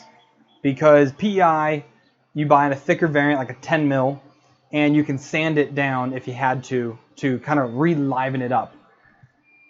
Gecko Tech, you can't do that. Once it stops sticking, you can try treating it with alcohol or with some Windex, but then that's it. It's done. There's no kind of fixing it at all. There's no re-livening it. It does have a shelf life to its stickiness. They say 100 prints, but I know that when I talked to, what was his name? Matt or Dan? I talked to him at IRF. He said that people printed far beyond that, and it still works just fine. So buy it. It's great stuff. Yeah, the table's shaking, but that's not a problem. It doesn't matter. It doesn't affect print quality at all.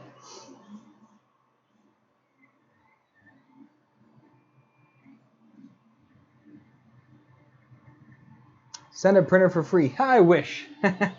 If I do another giveaway, you can enter the giveaway. But I haven't given away a printer in a while. Let's see if I can get some companies to get back on board with that. We'll see how things end up turning out with the new year.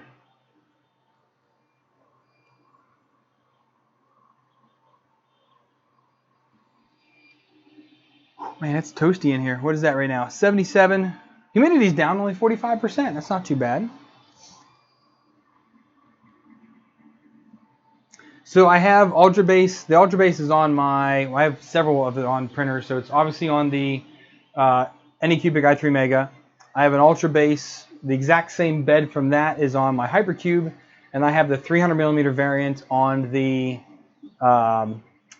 standard CR10, the OG CR10. I have a 200mm version of it. That's going to go on the Anycubic Cossel. I have the basic pulley version that Gearbest sent me, but I bought a heated bed for it, and I have an Ultra Base that will fit on that. That's eventually going to go on that printer. And I have another 300mm one that will eventually be used on the FT5 once I get that back up and running again, which I will hopefully be doing come the break, this holiday break. Angus is Maker's Muse. So he is probably, he's not the longest running 3D printing channel, but he's been doing it, he did it professionally before he did YouTube. And he's his channel has shifted a little bit from what it was a few years ago. He's gone back into his engineering roots and is now designing more things. He's doing less reviews.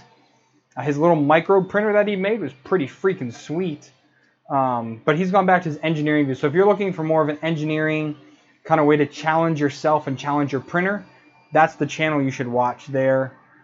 He does still do some reviews, but it kind of varies. But some other channels to check out if you're looking for people to watch. Obviously, 3D printing nerd, so Joel, 3D Maker Noob. He does some pretty cool projects on his channel. Tom, if you're looking for a technical person, like to really learn the mechanics, what is a driver, what do they do, and get really nitty gritty, Tom Salanger, Tom's 3D short. He's a good channel to watch for, like, he's more of a technical guy. I like watching his stuff. I try to keep up with all the other channels. If you want to see a lot of like fun RC projects, there's Ivan, and then there's oh shoot, what's the Swedish kid? I totally just forgot his channel name. Someone will correct me in the comments. The kid from Sweden. What is his name again? What's his channel? I watch him too. But they do a lot of things with the RC side. So they make planes, boats, cars, tanks, all kinds of stuff with fully 3D printed bodies and things like that. So they if you want to get that kind of projects, those are the channels to watch for that kind of stuff. Would I recommend a Titan Aero on the CR10S? I'm looking at it right now. I guess if you want to go with a direct drive, yes, but you have to do an entire new. I guess there are bolt-on mods that you can print for it now. It's come a long way. But yeah, I mean, if you're looking for a direct drive, and especially if you want to do flexible filament, Titan Aero is excellent for that. Where are we at?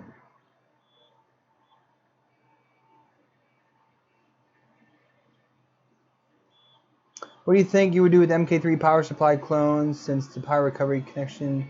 I bought a clone that has that. All it is it's a board that's soldered on to the back of the actual plug that has a little bit of circuitry in it. I bought a direct Meanwell clone. Actually, it is a Meanwell power supply, but they cloned all the other parts. I got on AliExpress. It was also not cheap. I think it was, you get it from Prusa for about 100. I was able to get it for, I think, 60. It was a little bit cheaper to get it from them. And it came with black 3D printed, exactly the same that the Prusa one came with, except I reprinted it in the protopasta filament that I'm using.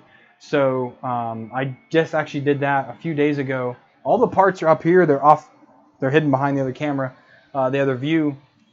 All the parts are up there. pretty much ready to go. The Raspberry Pi W came in. The Zero W came in. The bed came in last week. The board came in last week.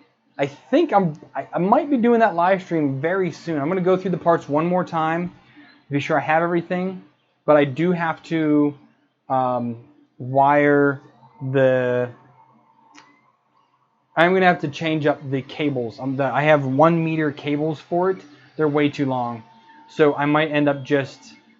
I don't know if I'm going to modify those now or later. I might ask in the purser group how long the cables are so that I can cut it down and modify those before the live stream. I might end up having to do that live. I don't know yet. But I am like 97% sure I have everything needed to do that build. I'm pretty excited for that. MK Me, see you later.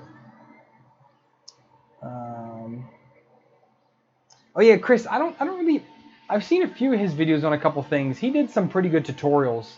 I remember watching something. I did watch his tutorial on doing the Raspberry Pi Zero W on the Mark III. I remember seeing his tutorial on that. Joe Mike Tarula, he's done some pretty good videos. He's got a partnership with MakerBox now, and I think he's doing some more stuff with Matter Hackers as well. So he has his older technical videos are still what I reference. Tim at TH3D, I use his firmware on a ton of my stuff. I have his Easy ABL on some of my printers. I actually just got a care package from him yesterday. So I've got TH3D stamped all over it. So he sent me some Easy ABL. I bought some stuff, and then he threw some extra bits in here. I've got a couple of his hot ends in here. I've got some ABL kits in here, some candy in here. So these are going to go on a couple of my printers. I wanted the ABL on the CR10S and on the AlphaWise U10. So he hooked me up with some gear to make that happen. I might do videos on installing... Well, the CR10S is the same as CR10. But the AlphaWise U10, I might do a video on that one. That printer is just... giving me problems right now with that big one.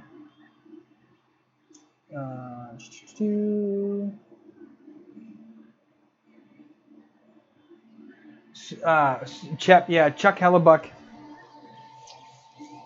I like most of his videos, I will say. I don't know how to put this. He has super awesome basic videos, but some of them I don't think should be videos. It's just my opinion, though. But he does have that pretty sweet toolkit. I kind of want to buy that just to see. It's like $20 for his little 3D printing toolkit, like the starter guide. That might actually be a pretty good buy if you're looking to get into the hobby but don't know where to source. I mean, if you have a Harbor Freight nearby, that's good. But I might end up picking that up. But he is like proof that you don't need expensive equipment to do videos. I think he records on his iPad, which is pretty awesome. Like, he has the bare minimum to do his videos, and he does a good job of it. So I'll give him that. Let's see. I think the cost is going to end up being not too much less, to be honest. If I have to think, the big ticket things were the frame at $100. The heated bed was, I think, $50. $50 for the power supply. So we're at $200 right there.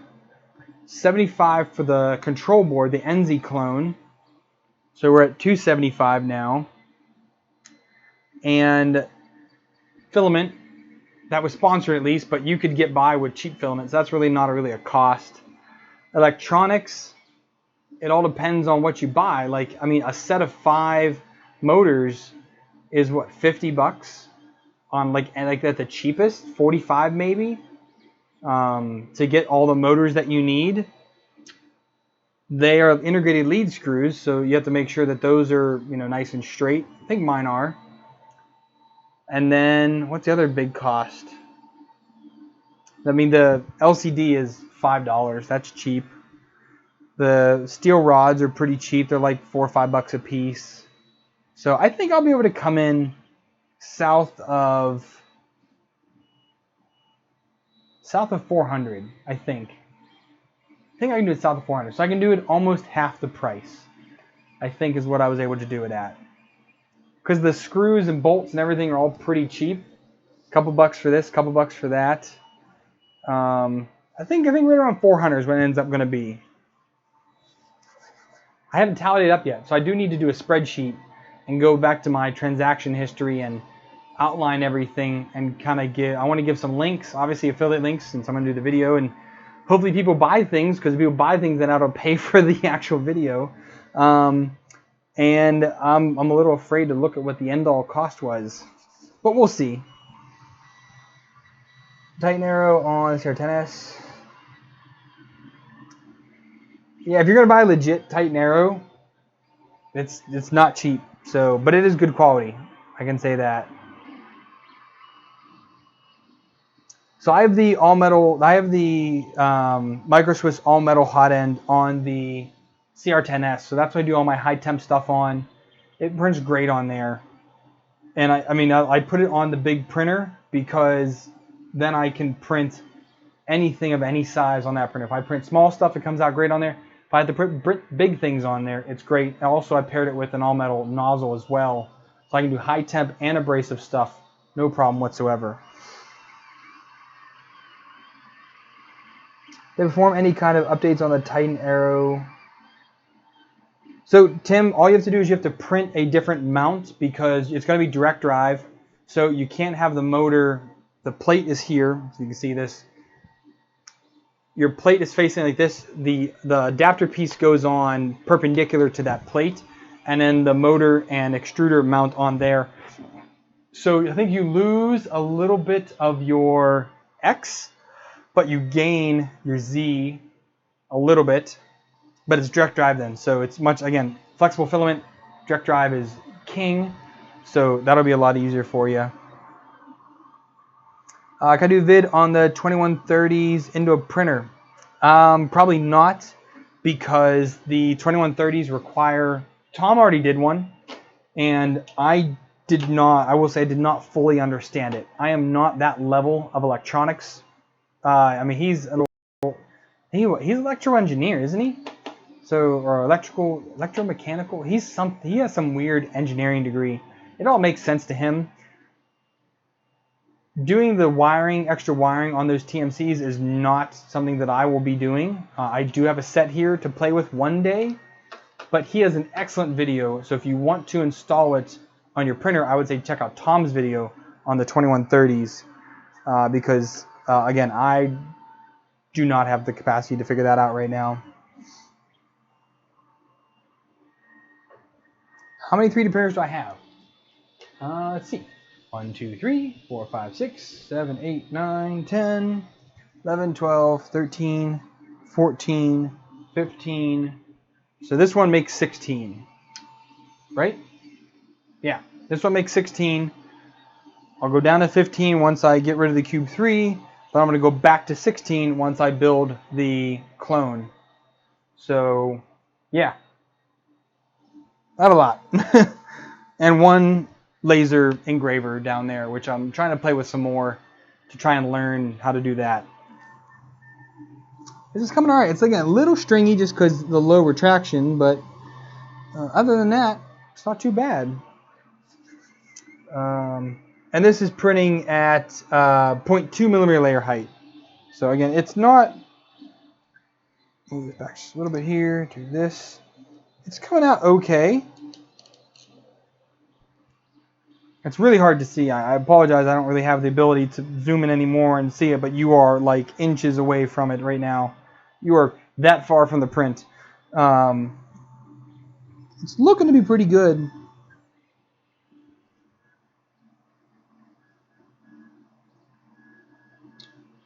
I've not used 2108s. I've used 2208s. I actually have them sitting right here. I have a set of them waiting to go in the G-Tech A10 to try and quiet that down a little bit. I might end up putting a set in this. I did put a set in the Delta, the K280 from HE3D. It went absolutely frigging haywire when I put those in there. So I don't know what's going on with that printer. I need to talk to some of my Delta friends who are big Delta fanboys and see what they think about that. But the other Cartesians, I'm going to put them in there. 22.8s are great, but they are $6 a piece, $7 a piece, so it gets expensive to try and put them in 16 different printers. So I buy a few every couple months, I guess, as it permits. And I think I bought 4 or 5 this last time.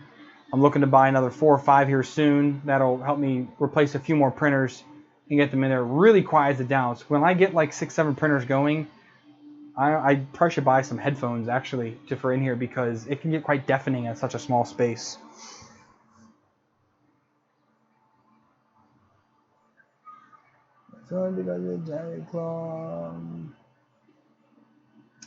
Yeah, I mean, direct drives are way better in my opinion. That's also why I'm building the clone, because it's another direct drive printer for me, because I right now only have the Titan Aero on the FT 2020, the Forgitech 2020 i3, that has a direct drive. The FT5 is direct drive, but it's down right now. Then I have the Mark III. That's it. Yeah. So I have 3 direct drive printers. Hopefully soon to be 4. That's what I'm looking forward to. Am I selling a Hypercube? No. It also would not be worth me shipping it to you anyways. But you can buy Hypercube kits online. I know Ziltech is launching their new Hypercube kit very soon. They already have it. They're launching the Evolution soon. So, let's see here. It's not the wife. Yeah, no, but you can print out all the parts. That was a $300 printer, I guess. Yeah, once you buy the extrusions, if you can cut it yourself, it's even cheaper, which I was able to do. Buy the extrusions and the hardware is $350 for a Hypercube. Wasn't too bad. Picked up a new board, the FISEC F6. Oh, that's interesting if it doesn't require the things. I use Fusion 360 for all of my designs. And I also use it for editing other people's designs to make it work for me. That's kind of the big thing, is I like importing the mesh into Fusion 360, converting it, and then making it work for whatever I need it to work for. So I use Fusion 360 a lot now. The wires are flipped in 22/8. No, yes, the driver is installed backwards to the A4988 drivers. So yes, you have to reverse your motor direction for that. So you can either do that in your firmware, or you can just flip your connectors on one or the other. For Prusa, did I buy the kit or complete? I bought the kit, and Christopher actually did a live stream on that. If you just search Mark III on my channel, MK3, you'll see the live stream. It took me about 4.5 hours to get it going. And then I came back the next night to do the test print, because it was like 3 in the morning. 2 in the morning, 3 in the morning, I was exhausted. So I actually did it over 2 nights. It was a fun build. But the kit, yeah, it takes about 4 hours to build. I think I've only seen like 1 or 2 people say it took them like 3.5 hours. Those are people that like do a lot of it. I've built a lot of kits, but it's a bit of time.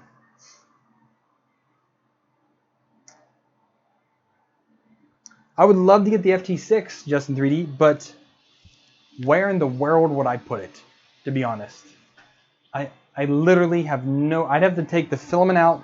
I have bins under my desk.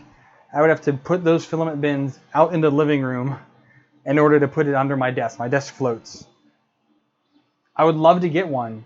I literally have no place to put it, so it would be a complete waste on me to get it. Hello, subscriber. Oh, that's subscriber. That's super chat. Thank you. I appreciate that. Thank you, Tim Scott.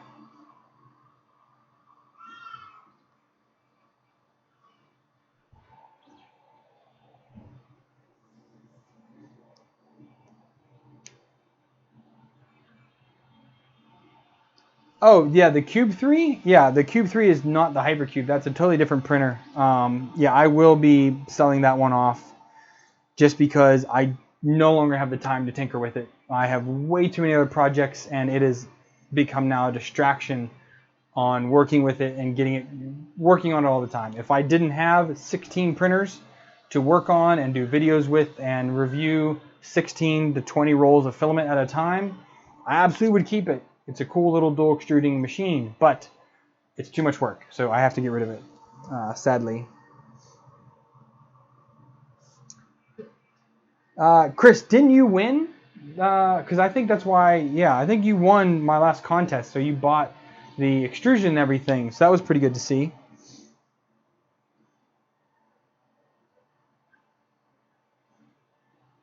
I will be here for 3 years, so we do not move until 2021. This is my space for the next 2.5 years, so I have to make it work. I probably eventually will have to well, before I move, I will have to get rid of some printers. But if things pick up again with Gearbest and any other vendors that I pick up over the next 2 years, I will probably have to eventually get rid of some printers. And that begs the question of how to get rid of them. But that's a conversation for a different day. It was made by 3D Systems.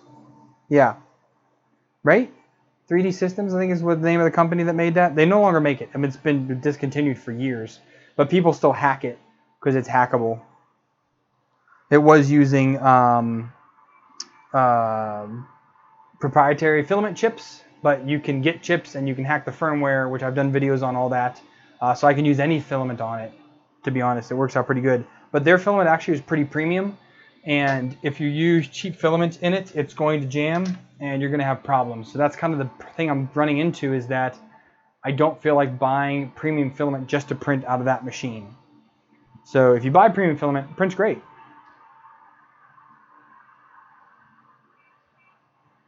Yeah, I have thought about the giveaways, but that'll be, I want to keep everything I have right now because I can get 5-6 reviews done at the same time right now, and I can have projects going at the same time by having all the printers going at once. So usually during the week, I do most of my recording on the weekends. I do most of my editing during the week, and during the week, most of these printers are going all day, every day to print out different projects. Right now I have 1, 2, 3, 4, 5 different projects that I just finished printing that I'm going to be doing videos of over the next week to get those all done. But I do a ton of printing for the different projects I'm working on now. So it works out really well to be able to work out on them. And I can do mods on them. So I do mod videos, which worked out pretty well. My GTEC A10 mod video sadly tanked because I lost the entire first bit of the video. So that probably will never see the light of day, sadly. That was a 4-hour tranche of upgrading the hot end cooling and everything on that to make it better. Video won't come out, so that was a sucky day. But it's also, when I do the giveaways, I've modified the printers quite a bit, and I have to put some legalese in there because I don't want anybody coming back to me if something doesn't work once they get it or doesn't work well for them.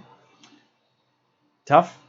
But that, again, that's a conversation for another day. Any suggestions for a 3D printing pen, 13-year-old granddaughter? 3D pen.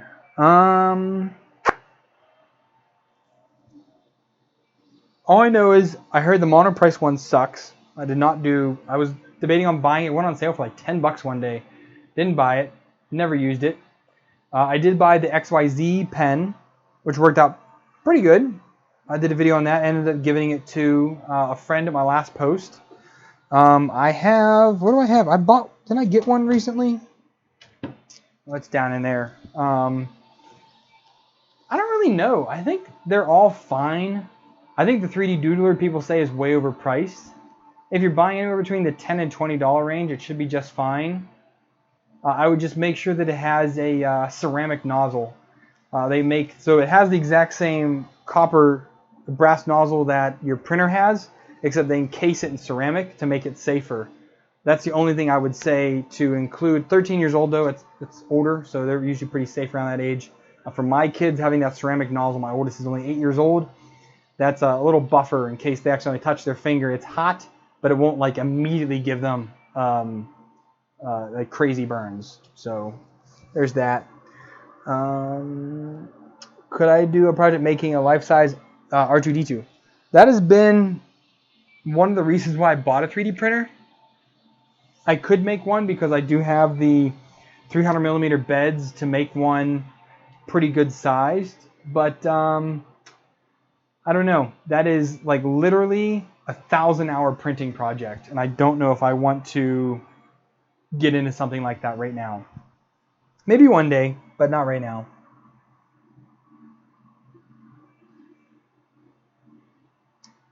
Well, it hasn't. It hasn't rained in 4 days, 5 days now. Actually, it's quite nice. It was really hot today, though. It was like 89, but it's supposed to be like 60 something tonight.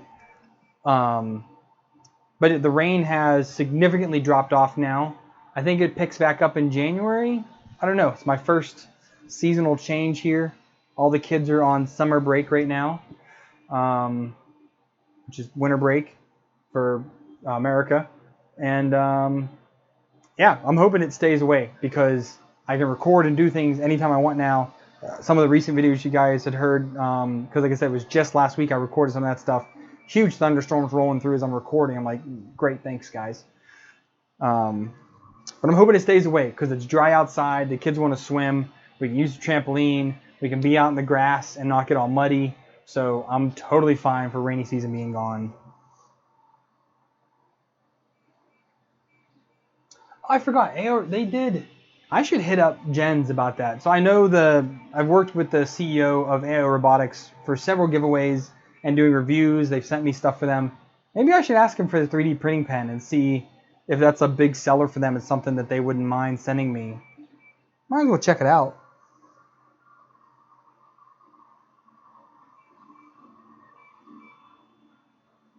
Morph pen. I've never heard of it. Honestly, my knowledge of 3D printing pens is extremely limited, as I have not dove into them. They are literally a dime a dozen.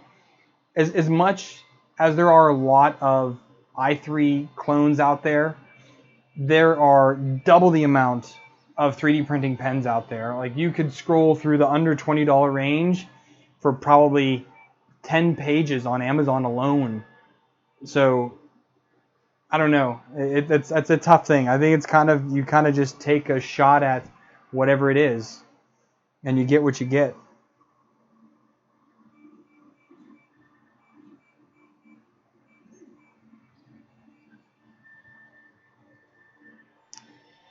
So the doodler is what, like 80 bucks? It's something pretty expensive. All right, so we're bridging the roof now. Did an okay job.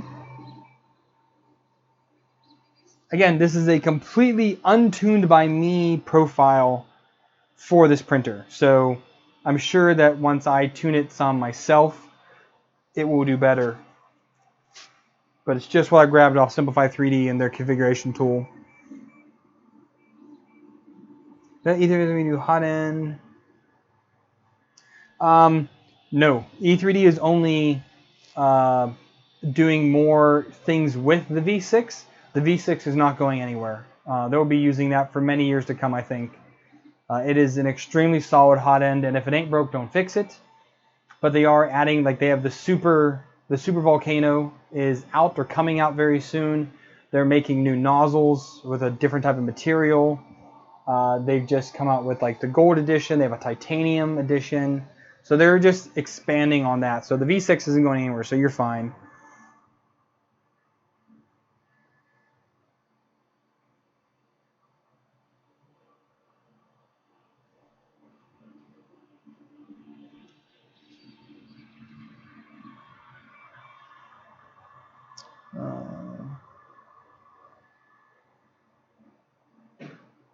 Oh, that's the other guy. I forgot about Devin. Yeah, he does. So he's like an artist, though. What he does with a 3D printing pen, dude, I would not expect the average person to be able to do. He's actually quite skilled with that. And I need to look into how he does his designing in VR, because I think I want to look into that and kind of play around with that idea. I am getting a VR set from my kids for Christmas, so I think I want to kind of rewatch some of his old videos and see how he's designing in VR. It's pretty cool to see, and to design something in VR and then 3D print it into physical is kind of cool. Which printer have I modded the most? Holy crap. That's a loaded question. The Monoprice Select Mini is super modded. The FT5 is about to become pretty modded. The CR10 and CR10S are super modded. I don't really know which one would be most. And I mean, the Hypercube technically is completely custom because it's a custom-built PC printer. It's really hard. I've modified a few printers pretty heavily. I did some mods on the Anycubic console. So yeah, those all have, they're all pretty heavily modded.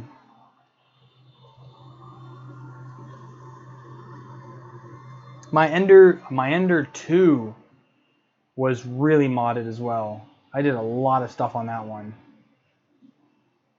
That might be the most, but those all are pretty heavily modded machines.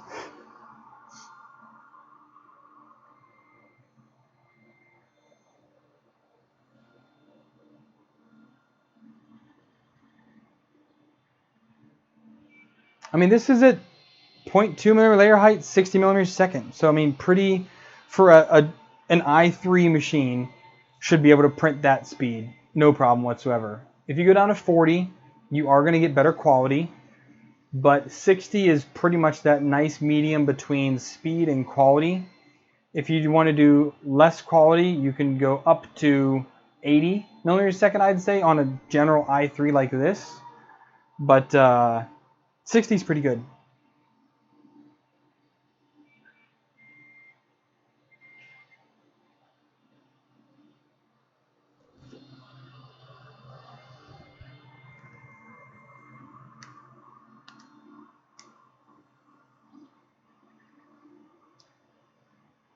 How old do you have to be to start a 3D printing business? That completely depends on your country and or state laws. So I cannot comment anything on that. It's different in every state in the US. And yeah, so you need to contact a legal person about that. Sorry. And the baby is crying. I don't know if she needs help or not. I'm going to mute this. Hey, do you need help?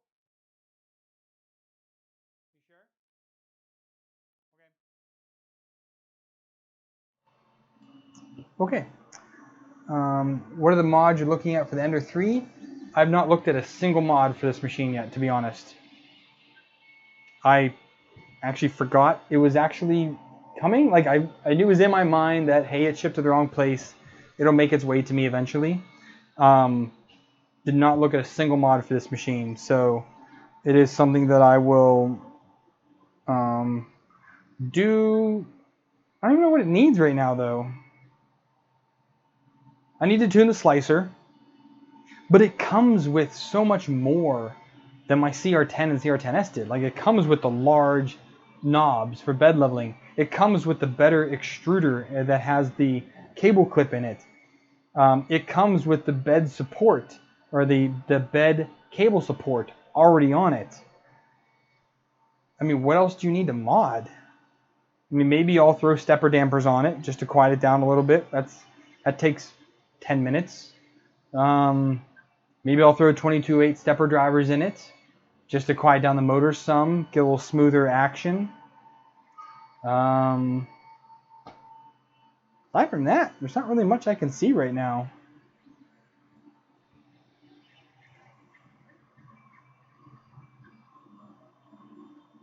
Give the baby some Pepsi. I'm actually in need of some Pepsi because I'm out now.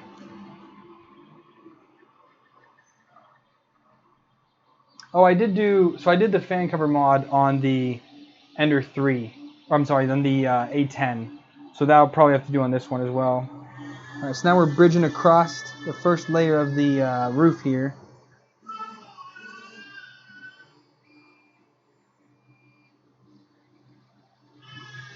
So you did a pretty good job of that. The only thing, printing small, it's so hard to see.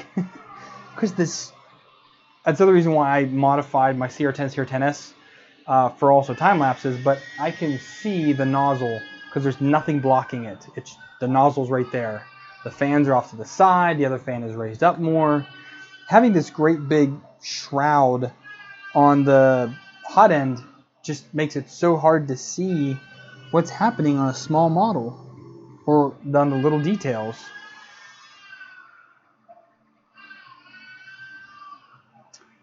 Yes, the new CR10Ss are coming. They started that earlier this year, I think, with the touchscreens. So we're almost about 80% of the way done now. Hey, thank you for the donation.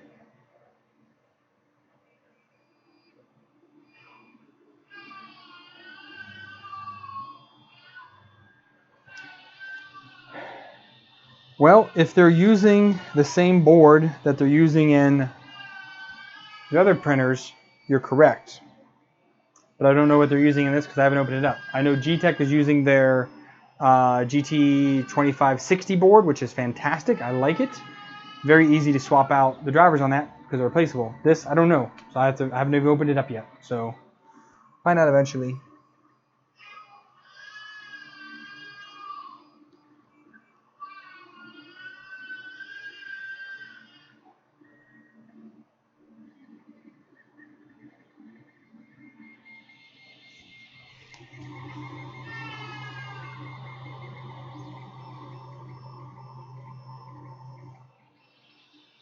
I'm going to go check on her. I'll be right back, guys.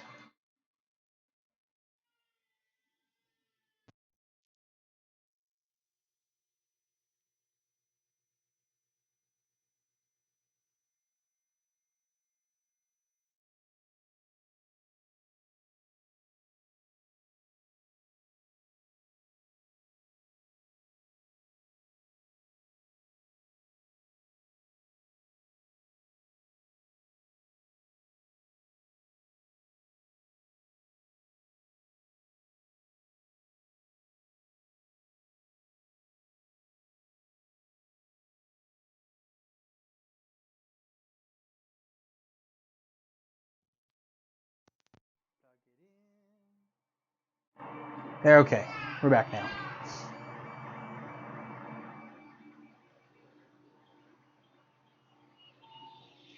Well, I'm in my tiny office and they're out in the living room, so I need to keep some airflow in here, otherwise I'm going to start profusely sweating more than I already am.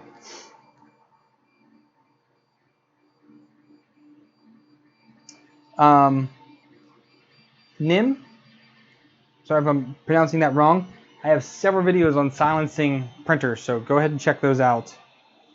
Might be worth scrolling through some of my videos to see what's all out there. I've done lots of videos on that kind of stuff.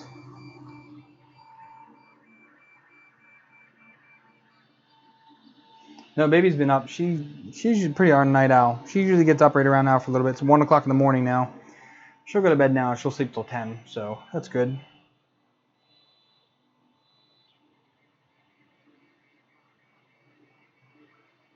Almost there.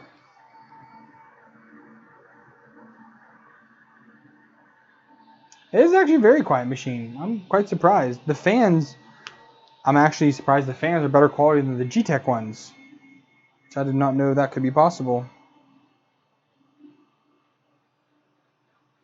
I'm going to speed this up just a smidgen because I want to get this thing finished.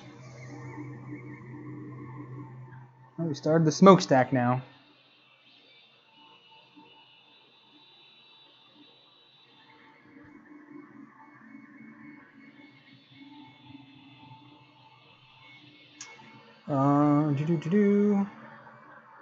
Binge watched all my videos. Well, I appreciate that.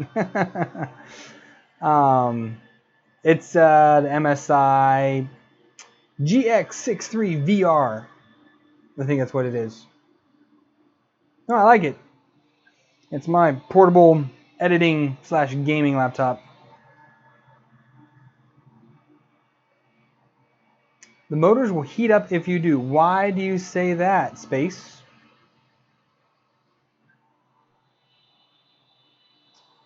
No, I am not in the UK. I am very far away from the UK.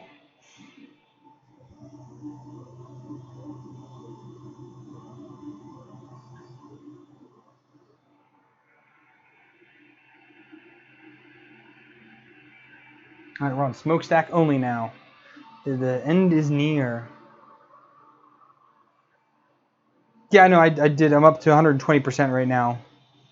I sped it up a little bit trying to finish it up, so I'm hoping it doesn't screw up the smokestack too much. I use Adobe Premiere Pro to edit videos.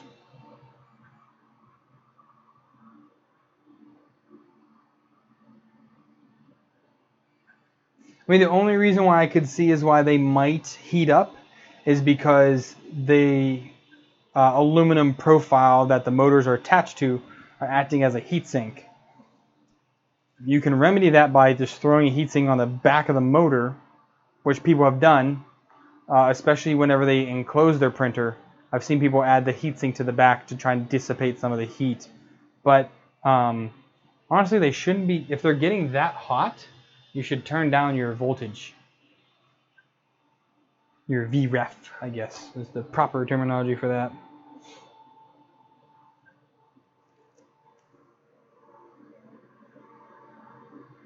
Oh, you meant it as a question. Oh, I'm sorry, Tim. Yes. If you, anytime you're printing on a Marlin firmware, if you just turn your dial up, you will increase your print speed. So I've played with some machines up to,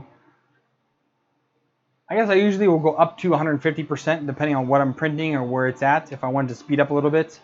But I wouldn't go much above that, but it's set in your slicer. But yeah, you can absolutely turn it up or turn it way down.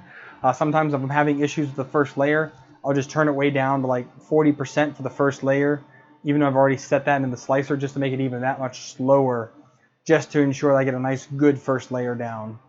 And you can speed up, slow down, yeah, anytime you want to. You just spin your knob.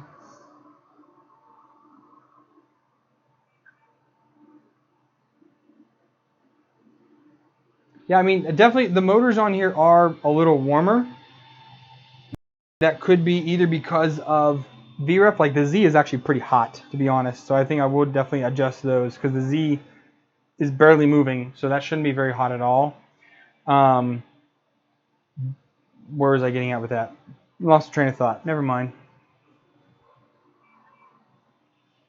Anyways, mine are warm, so I definitely will have to adjust that on this. All right, Simplify 3D said, what did they say?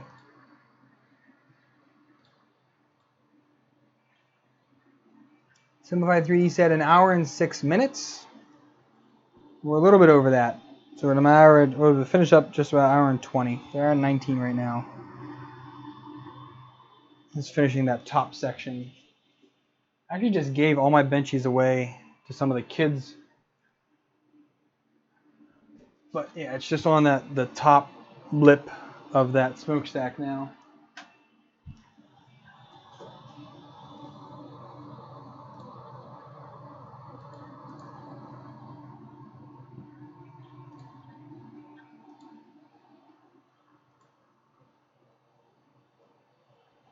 Instructions are terrible for most of the printers out there right now. I mean, this one wasn't too terribly bad, but it definitely could have been better.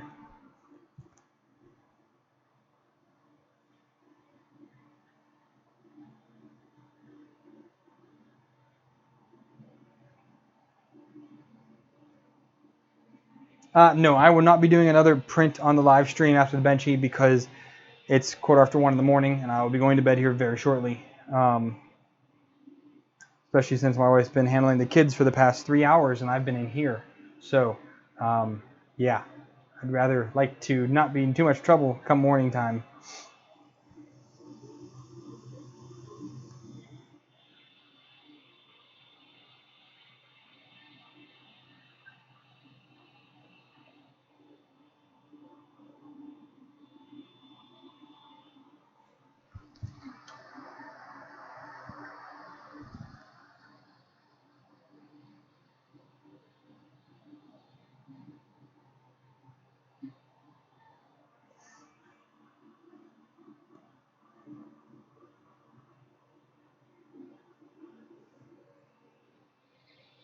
I mean, there will be other videos to come after this. All right, so an hour and 20 minutes, like I said. Where we at? So let me reposition here, and I will get a little bit closer view of it. All right, so let's check out this flex bed thing here.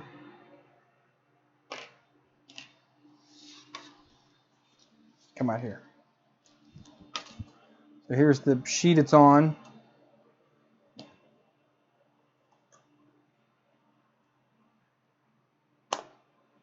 Doesn't really require much anyways for a small print like this, so maybe a bigger print, something different. But all right, let's look at the quality here. See if you guys can see this. Will it focus on me? There we go.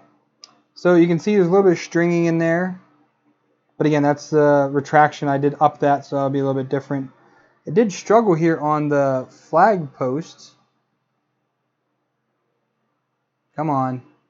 Can't see it. It's too small of a detail in there. Other than that, it's a pretty smooth print. So the first layer was a little bit far away. You can see a little bit buttery down there. And obviously you can't make out the letters on the back. But yeah, it's not too bad, I'd say. I give it a good 7 out of 10 for an untuned profile. But you can definitely see there's some drooping on the windows there a little bit. Really hard to tell. Sorry about that. But yeah, not too shabby for a first print.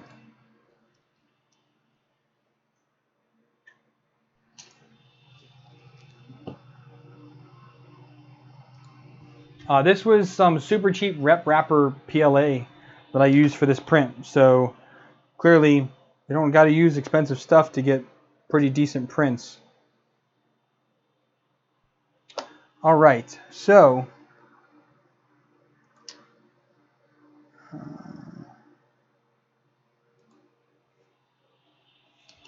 like I said, this will have to grow on me. We'll have to see. All depends on how well their build mat here ends up holding up. We'll see how that goes. But it did home properly after the print finished. That's a positive. Do need to adjust that initial little bit there because that ended up hitting the, what's called, it hit the clip. I'll just adjust my distances on that. Okay. All right. Can I 3D print a gun? I can 3D print props, which I've done lots of those.